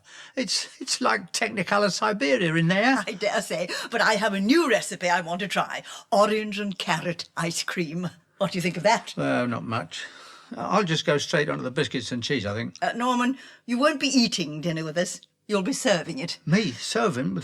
The only thing I've ever served is a few prison sentences. Yeah, I don't wish to hear that. I implore you to perform all general duties... Plus free accommodation, yeah, I know. Yeah, but... no buts, Norman. Now, if you're not happy here, I can look for someone else. Oh, I'm very happy here, see? Well, especially with you, Natalie, ma'am. No, that's better. Well, I'm glad, because I enjoy having you around the place, in a way. It wasn't much fun living alone. No, just sitting watching wrestling on television, all by yourself, eh? Well, mind you, I have plenty of friends. Dr. Doberman, next door. He's always been very close. Yeah? Well, I suppose he would be close, wouldn't he, living next door? No, I meant he's always so caring and so attentive. He sent me 24 red roses for my birthday. Oh, I know. I took the roses in when he delivered them, didn't I? Yes, and he was rather taken aback when you asked him who died. No, I've got to be truthful, Mrs. Mathews. I think Dr. Doberman is much too old for you. Old? Oh, nonsense. He's just veering towards late middle age. But I shouldn't be discussing all this with you. Now, you will wait table on Friday evening, won't you? I've got some rather important friends coming, including Dr. Doberman, of course. Oh, that's handy. I think I sprained my wrist cleaning your windows yesterday. Dr. Doberman is an eminent psychiatrist. I hardly think he'll be interested in your wrists. Morning, Mrs. Mathews. Here's your coffee. Half and half, as usual. Half in the cup and half in the sauce. Now, I've just had a letter in the post. An appeal from the local hospital. Oh, yeah? Yes, they need £15,000. Well, that makes two of us, doesn't it? No, it's to buy new X-ray equipment. I think I can help them. Oh, you mean it's Robin Hood time again, eh? Yes. Now, when you came out of prison and I took you under my wing and roof, we agreed to help those in need. By nicking money from those greedy devils who've got too much. Well, those weren't my exact words, but you've got the general drift. We are redistributing wealth, that's all. But I don't want to get into trouble with the law again. I've spent enough time cooped up in a cell, and I staring at 4 dirty walls and an old pin-up photograph of Gracie Fields. Now then, it's occurred to me that we can raise money for the hospital appeal. I remembered I had these. Look. Oh, a string of pearls. Aren't they exquisite? Yeah, cool. Very nice. Someone must have eaten a load of oysters, eh? Oh. Now, if these pearls were stolen, I could claim the insurance money and give it all to the hospital. Yeah, but what chance is there that the pearls being stolen? Every chance. It's up to you. Me? Oh, no, not me, Mrs. Mathews. Look, I keep on telling you I'm going straight, remember? And cheating the insurance company would be dishonest. Oh, it won't worry the insurance people. They just pay out, then they add a penny or two to all their premiums. The policyholders don't even notice or care. Is that how it works, Well, then? something along those lines, yes. Well, in that case, I have got an idea. I could take those pearls to a place where I could guarantee they'd be pinched. Hello, handsome. Me? Oh, hello. Welcome to the Blue Banana Club. Oh, thank you. I'm Michelle. That's a nice name, isn't it? It's French. Oh, it don't matter. I mean, we're all in Europe together now, aren't we? Do you like a drink? Oh, yeah, please. Oh, yeah, I'll have a cola. Cola? Celebrating something? And what do you want with it? Well, I'll have some more cola. You've hardly wet the glass, have you? Right, that'll be £3.50. £3.50 for a quarter of a glass? Take it or leave it. Sorry, all right, I'll take it. There's not much demand for soft drinks here. I'm not surprised at that price. You're new here, aren't you? Oh, yeah, well, see, I just dropped in. I've been buying some pearls. Hey, look, do you like them? Oh, they're lovely. Yeah, they're real, genuine pearls, they are. Shh, careful. Don't wave them around like that. Someone might come and pinch them. In that case, I'll put the pearls back in my raincoat pocket. Good idea, and stop shouting. Well, as a matter of fact, it's so blooming hot in here, I'll take my blue raincoat off, and throw it over that chair in the corner. With those valuable pearls safely tucked away in the outside left-hand pocket, as I said. Shh. What about another drink, Michelle? Cola again? No, I'll have something cheaper, please. A double gin. Yes? Go on, Norman. Well, see, so I went to this club. Oh, terrible place it was. The walls are purple, the lights are yellow, and when I saw the bill, I went green. Yeah, I'm not interested in all that. Did you get rid of the pearls? To be quite truthful, and to be, well, absolutely honest, no. Oh. Well, nobody pinched them. I sat there for hours and hours. Really? You are hopeless. I thought you and I could make a good team, but you're as bad as the others. All the chauffeurs and handymen I've ever employed were equally hopeless. And they never thought about their work. They were always chasing women, smuggling them into the house or smuggling them out of the house. Well, I suppose I should be thankful that you're not one of those. I'm definitely not one of those. Oh, my God! Oh, that club! What's the matter now? Me wallet! I've had me wallet nicked.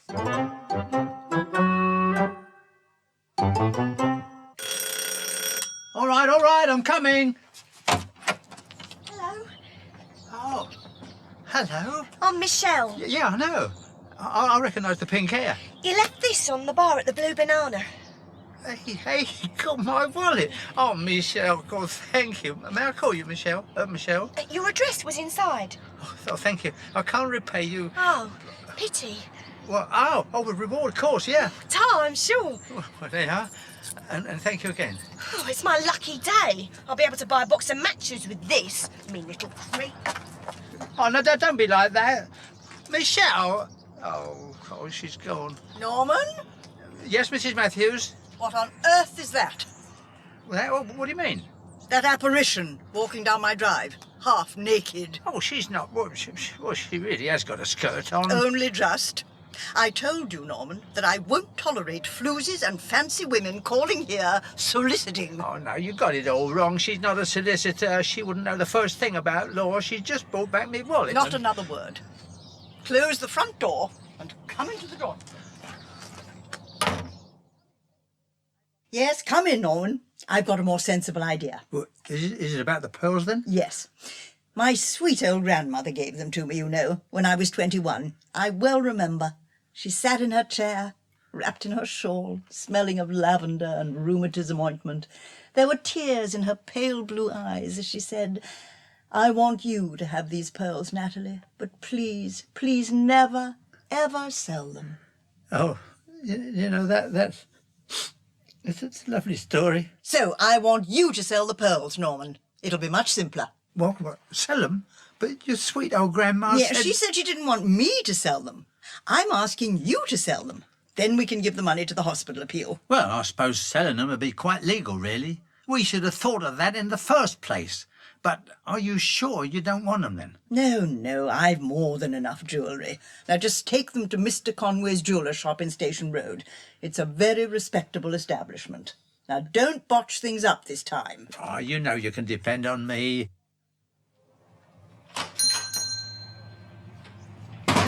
Hello.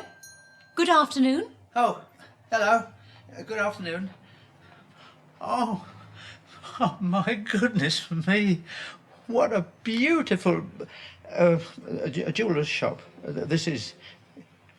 You're not Mr. Conway, are you? No, I mean, of course, you know, I mean, he must be a man. And you're a girl, a lady of the opposite persuasion to a man. I'm Mr. Conway's daughter. Miss Conway? Yes. Miss, eh? Oh, that's good. Can I help you, sir? Oh, don't call me sir. I'm Norman. And I'm not married either. Although I nearly did get married once, but it didn't work out. I am sorry to hear that. Yeah, well, she said not in 1,000 years. What a shame. Well, can I help you? Oh, I hope so. In one word, a string of pearls. Ah, that will be no problem. Oh, that's good, because, well, I thought I'd have a bit of trouble. You see, I usually do, but then, as I always say, life is not easy. Like trying to find the end of a roll of sticky tape, isn't it? You mentioned pearls, sir? That's why I'm here, see? Cultured? What? Oh, well, I like the things, though. I can read and write, and I know a good tune when I see one. Cultured pearls. Is that what you have in mind? As it happens, I can show you a very fine string. Oh, thank you very much. Oh, no, hang on a minute. Not so fast. I don't want you to show me a string of pearls. I want to show you a string of pearls. Ah, you mean you want to sell? Well, I haven't come here for a ham sandwich, have I? Look, here they are. Mm-hmm. Real pearls, every one a coconut. Make me an offer, go on. I can't say fairer than that, can I? I'm afraid I'm not in a position to buy anything. I'll have to ask my father, and he's not in today. But if I can take a few details, Mr. Hood. Norman Hood, with an H. Very well, Mr. Hood. And your address? Care of Her Majesty's... What? Force of habit. Care of the Elms in Grove Avenue. Grove Avenue? That's a very exclusive area. Yeah, you're right. They use bottled mineral water to wash their cars there. Oh, no, I was only joking. Well, Mr. Hood, if you leave the pearls with me, I'll ask my father to make a valuation when he gets back. What? Leave them here? Leave them here? Don't worry, I'll give you a receipt. Oh, thank you. Oh, has anyone ever told you, Miss Conway, that that you've got beautiful eyes. Both of them. I can't remember. Miss Conway, I'm not doing anything this evening. You see, well, I was going to rinse out some socks, but that can wait because, well, you see, I'm still wearing them. Would you like me to go to the cinema? What? Oh no! I mean, no. Would you like to go to the cinema with me? We could see that film with Arnold Schwarzenegger. Arnold Schwarzenegger, or oh, never mind. We could see something else. Thank you, but I can't, Mr. Hood. Oh, all right then. I was only asking. No, don't matter really. Was just a suggestion. Here's your receipt. Thank you. I'd have paid for my own ticket, you know, and the popcorn. Hey, when's your birthday, Miss Conway? Tomorrow, oddly enough. Why? Well, if you get 24 red roses, they'll be from someone not 12 feet away from you at this very minute. No names. Bye, Miss Conway.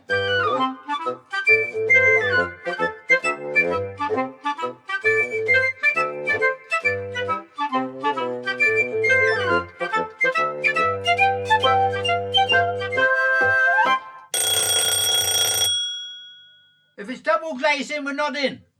And if you're a Jehovah's, what's name, well, we've already given. Oh, it's you, Miss Conway. I spoke to my father about the pearls. Oh, yeah. And you brought the cash, have you? If it's in the boot of your car, I'll get a bearer to carry it in. I'm sorry, Mr. Hood, but my father doesn't want to buy them. Oh. Well, couldn't we do a deal? A deal? Well, yeah, if he buys the pearls, I'll treat you to the cinema every Saturday, eh? Oh, no, I'm sorry. My father was most definite when he said he didn't want the pearls. Here they are. No, thanks. Can I take you out one evening? Soon, eh? You're very sweet. Oh, am I? Oh, no. Well, you're just saying that to cheer me up, aren't you? No, I mean it. You are. Well, to be quite honest and to be quite frank as well, don't you tell anyone, will you? But I think you're very sweet too. Oh, and I'm sorry about the cinema, but I'm afraid my fiancé wouldn't like me going out with someone else. Eh? What? Your fiancé? Good night. Take care. Oh, God, she's got a fiancé. And I went and bought 24 red roses and all. What am I going to do with them? Who was that? Oh, nobody. I heard a girl's voice. Yes, a girl. Now, I thought I told you. Oh, well, yeah. Well, she's got the wrong number, you see. The number of the house I'm in. Oh, I see. Well, now, it just occurred to me that a jeweller would never give us what the pearls are really worth. So on second thoughts, I want you to get the pearls back from the shop. Oh, that's lucky. What? Well, I mean, you having a good idea like that. Oh, right. Well, we'll go back to our original plan. We'll lose them. Or to put it more accurately, you'll lose them. Oh, God. Now, think about it, and I'll leave all the details to you. I'm going to finish making my orange and carrot ice cream for Dr. Doberman. And the other guests tomorrow. And Dr. Doberman just adores ice cream. Ah, hello, Norman? Oh, hello. Yeah, I'm Norman, that's right. Oh, it's you, isn't it? Dr. Doberman? Yes, I live next door. Yeah, I know. You're the shrink. I mean, psychiatrist. It's nice to see you, Dr. Doberman. Oh, so cleaning the car, huh? Yeah. Yeah. And not bottled mineral water either. I don't quite understand. No, nothing, no. Yes, I've just been taking my dog for a walk. Yeah, stumm, Bruno. Don't be alarmed, he likes you. Does he? How would he behave if he didn't like me then? He's got a fine set of sharp teeth, hasn't he, eh? Yes, he's a Doberman, you know. Oh, well, that's odd, isn't it? Odd? Well, you're Dr. Doberman, and your dog here is a Doberman. Are you, are you related, then? No. Oh, you're right. Yes, it is odd. Both of us are Doberman. This never occurred to me before. Yes, it's a remarkable coincidence. I must have bored him subconsciously. Oh. Well, goodbye. Tell Mrs. Mathews I look forward to her dinner party. Cool. Blimey. He should see a psychiatrist. Well, I suppose I better get rid of the pearls.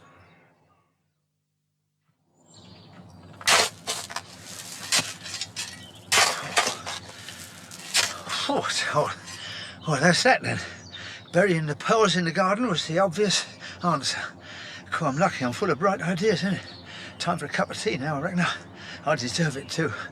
I've cleaned the car, tidied the garage, buried the pearls, washed the dishes, fed the dog. What am I talking about? We haven't got a dog.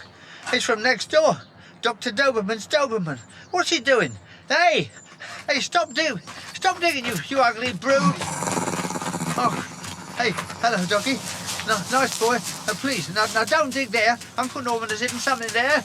Stop digging. Do you hear me? Stop it out and go and get out. Please, no, don't dig there. Oh, my God, it's too late. Oh, he's got the pearls in his mouth now. Come back. Stop. Give them to me. Stop, thief. Damn Doberman. Oh.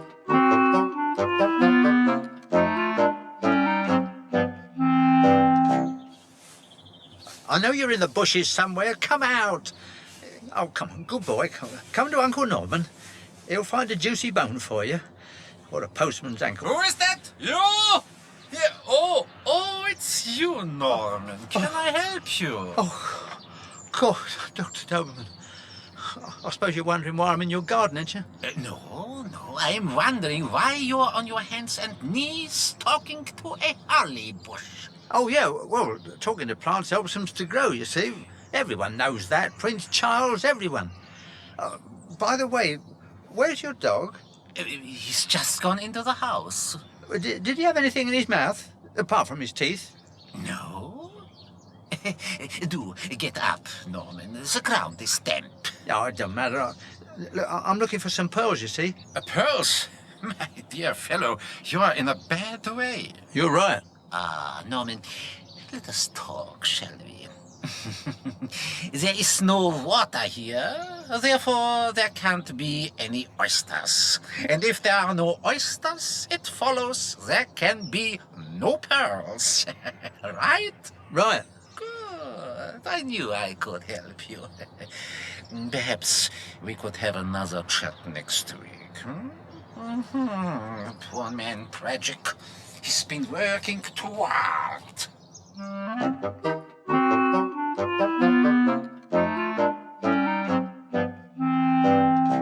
Calm down, Norman. Now, have you managed to lose the pearls or not? They're lost, yes, but I don't know where they are. Well, that's fine. Perfect. Now we can both be honest with the insurance people. Oh, go and answer the door, Norman, will you? I've got lots to do in the kitchen.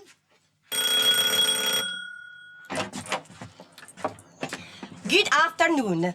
Oh, good afternoon. Hedwig. Pardon? I'm Hedwig. Oh, with an H? Dr. Doberman's new assistant. I come from Copenhagen. All that way? God, blimey. Are you a commuter, then? No, Danish. Oh, what, like the bacon, eh? Well, what do you want, Hedwig? Our dog was in your garden, and he ran into our house with these in his mouth. The pearls? They are yours? Good. Take them, but be careful. They are all loose. The dog bit the string, I think. Well, give them to me, then. Careful, don't drop them. Sorry. Oh, my fault, but anyway, thanks anyway. Goodbye. Norman? I can't believe it. That was another girl at the door. No, it was just a Danish pastry. But look, Natalie, I promise you I'm not a Casanova. I don't have any girlfriends, believe me. Good. That's one less complication to worry about. I don't attract them anyway. I've tried everything. That shampoo, the conditioner, elocution lessons, wearing sunglasses and baggy suits. Norman, you're rambling again. Why are these pearls all over the floor? I thought you said you'd lost them. They keep coming back to me. Hello? 4987? Sigmund here. Who? Sigmund Doberman from next door. Oh, Dr. Doberman. Oh, my goodness. Oh, what must you think? I'm standing here in my apron. Oh, dear. And my hair's in a terrible mess. Oh, no, that's all right. You're on the telephone. Oh, yes. Oh, how silly of me. Yes. And so are you. Am I? Oh, yes, of course I am, yes. I'm looking forward to coming to dinner this evening. Oh, good. I'm just throwing a few things together. A lobster and a mange or two. Oh, nothing elaborate. Oh, lovely, yes. Now, I don't wish to worry you, but I am somewhat alarmed by your Norman. My what? Your Norman, your handyman. I found him in my garden, talking to the shrubbery. He seemed to be identifying himself with a member of your royal family. Our royal family. What? And earlier he seemed to be apologizing to me that he wasn't washing your car with mineral water. Oh. And then he asked if I was related to my dog. I'm not, incidentally. Oh, dear. How very bizarre. Yes, well, he may have been working too hard under stress. May I suggest you give him a few days off? Yes.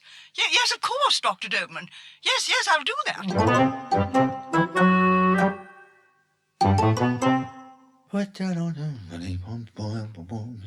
Yeah, this is the answer. Hide the pearls in the freezer.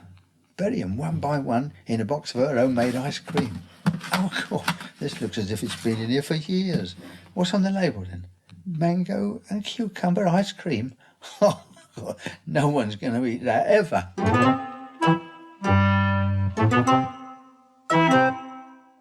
Morning, Dr. Doberman. Good morning, Norman. Did you enjoy Mrs. Mathews' dinner party last night? Yes, thank you very much. Oh, my goodness. Dr. Doberman, you got a black eye. Two black eyes. Yes, well, I'm afraid I have. Well, I hope Mrs. Mathews didn't do that to you. Of course not. No. It was Hedwig, my Danish assistant. Oh, why did she do a thing like that, Dr. Doberman? Why do you think? Oh, you got me there. I'm not sure. She said I was a philanderer. That's ridiculous. You're not one of those. You're a psychiatrist. I can't believe it, Norman. I thought Dr. Doberman was such a decent man. I didn't know he had a girl living with him. Oh, I've never seen such black eyes. Like a panda. Oh, well.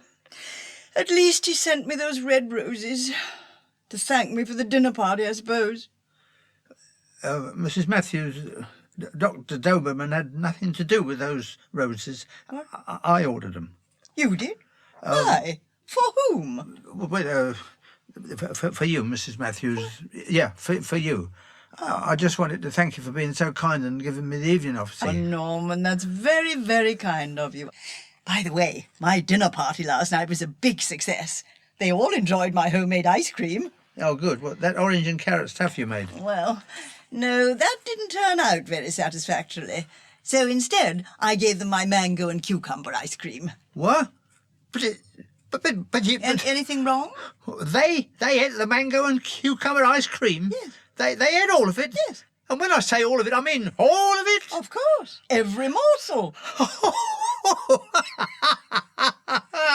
What is so funny? Oh, Mrs. Mathews, it's not funny. It's hilarious. Here's the telephone. Get on to the insurance company. Come on now. Those pearls are well and truly lost. Oh, yes, the pearls. Well, then, now we'll be able to help the hospital fund. God, oh, just as well after all I went through, though. Oh, I'm sorry, Norman. Mind you, that's nothing to what the pearls are going through. Oh, I don't know what you're talking about. Oh dear. Would you please pass me that bottle of tablets? Oh, I seem to have a touch of indigestion this morning. Oh, I can't think why. Well, it's because you ate... I've no idea why. By the way, Norman, how on earth were you able to afford to buy me 24 red roses? Oh, no problem, Mrs. Mathews. I'll just put them on your account. Oh, well, be that as it may. Onwards and upwards. Robin Hood was written by John Graham and starred Norman Wisdom as Norman, Moira Lister as Natalie, Andrew Sachs as Dr. Doberman, and Lisa Goddard as Miss Conway, with Cyril Jenkins as Michelle and Sally Kinghorn as Hedvig. The director was Leslie Lawton.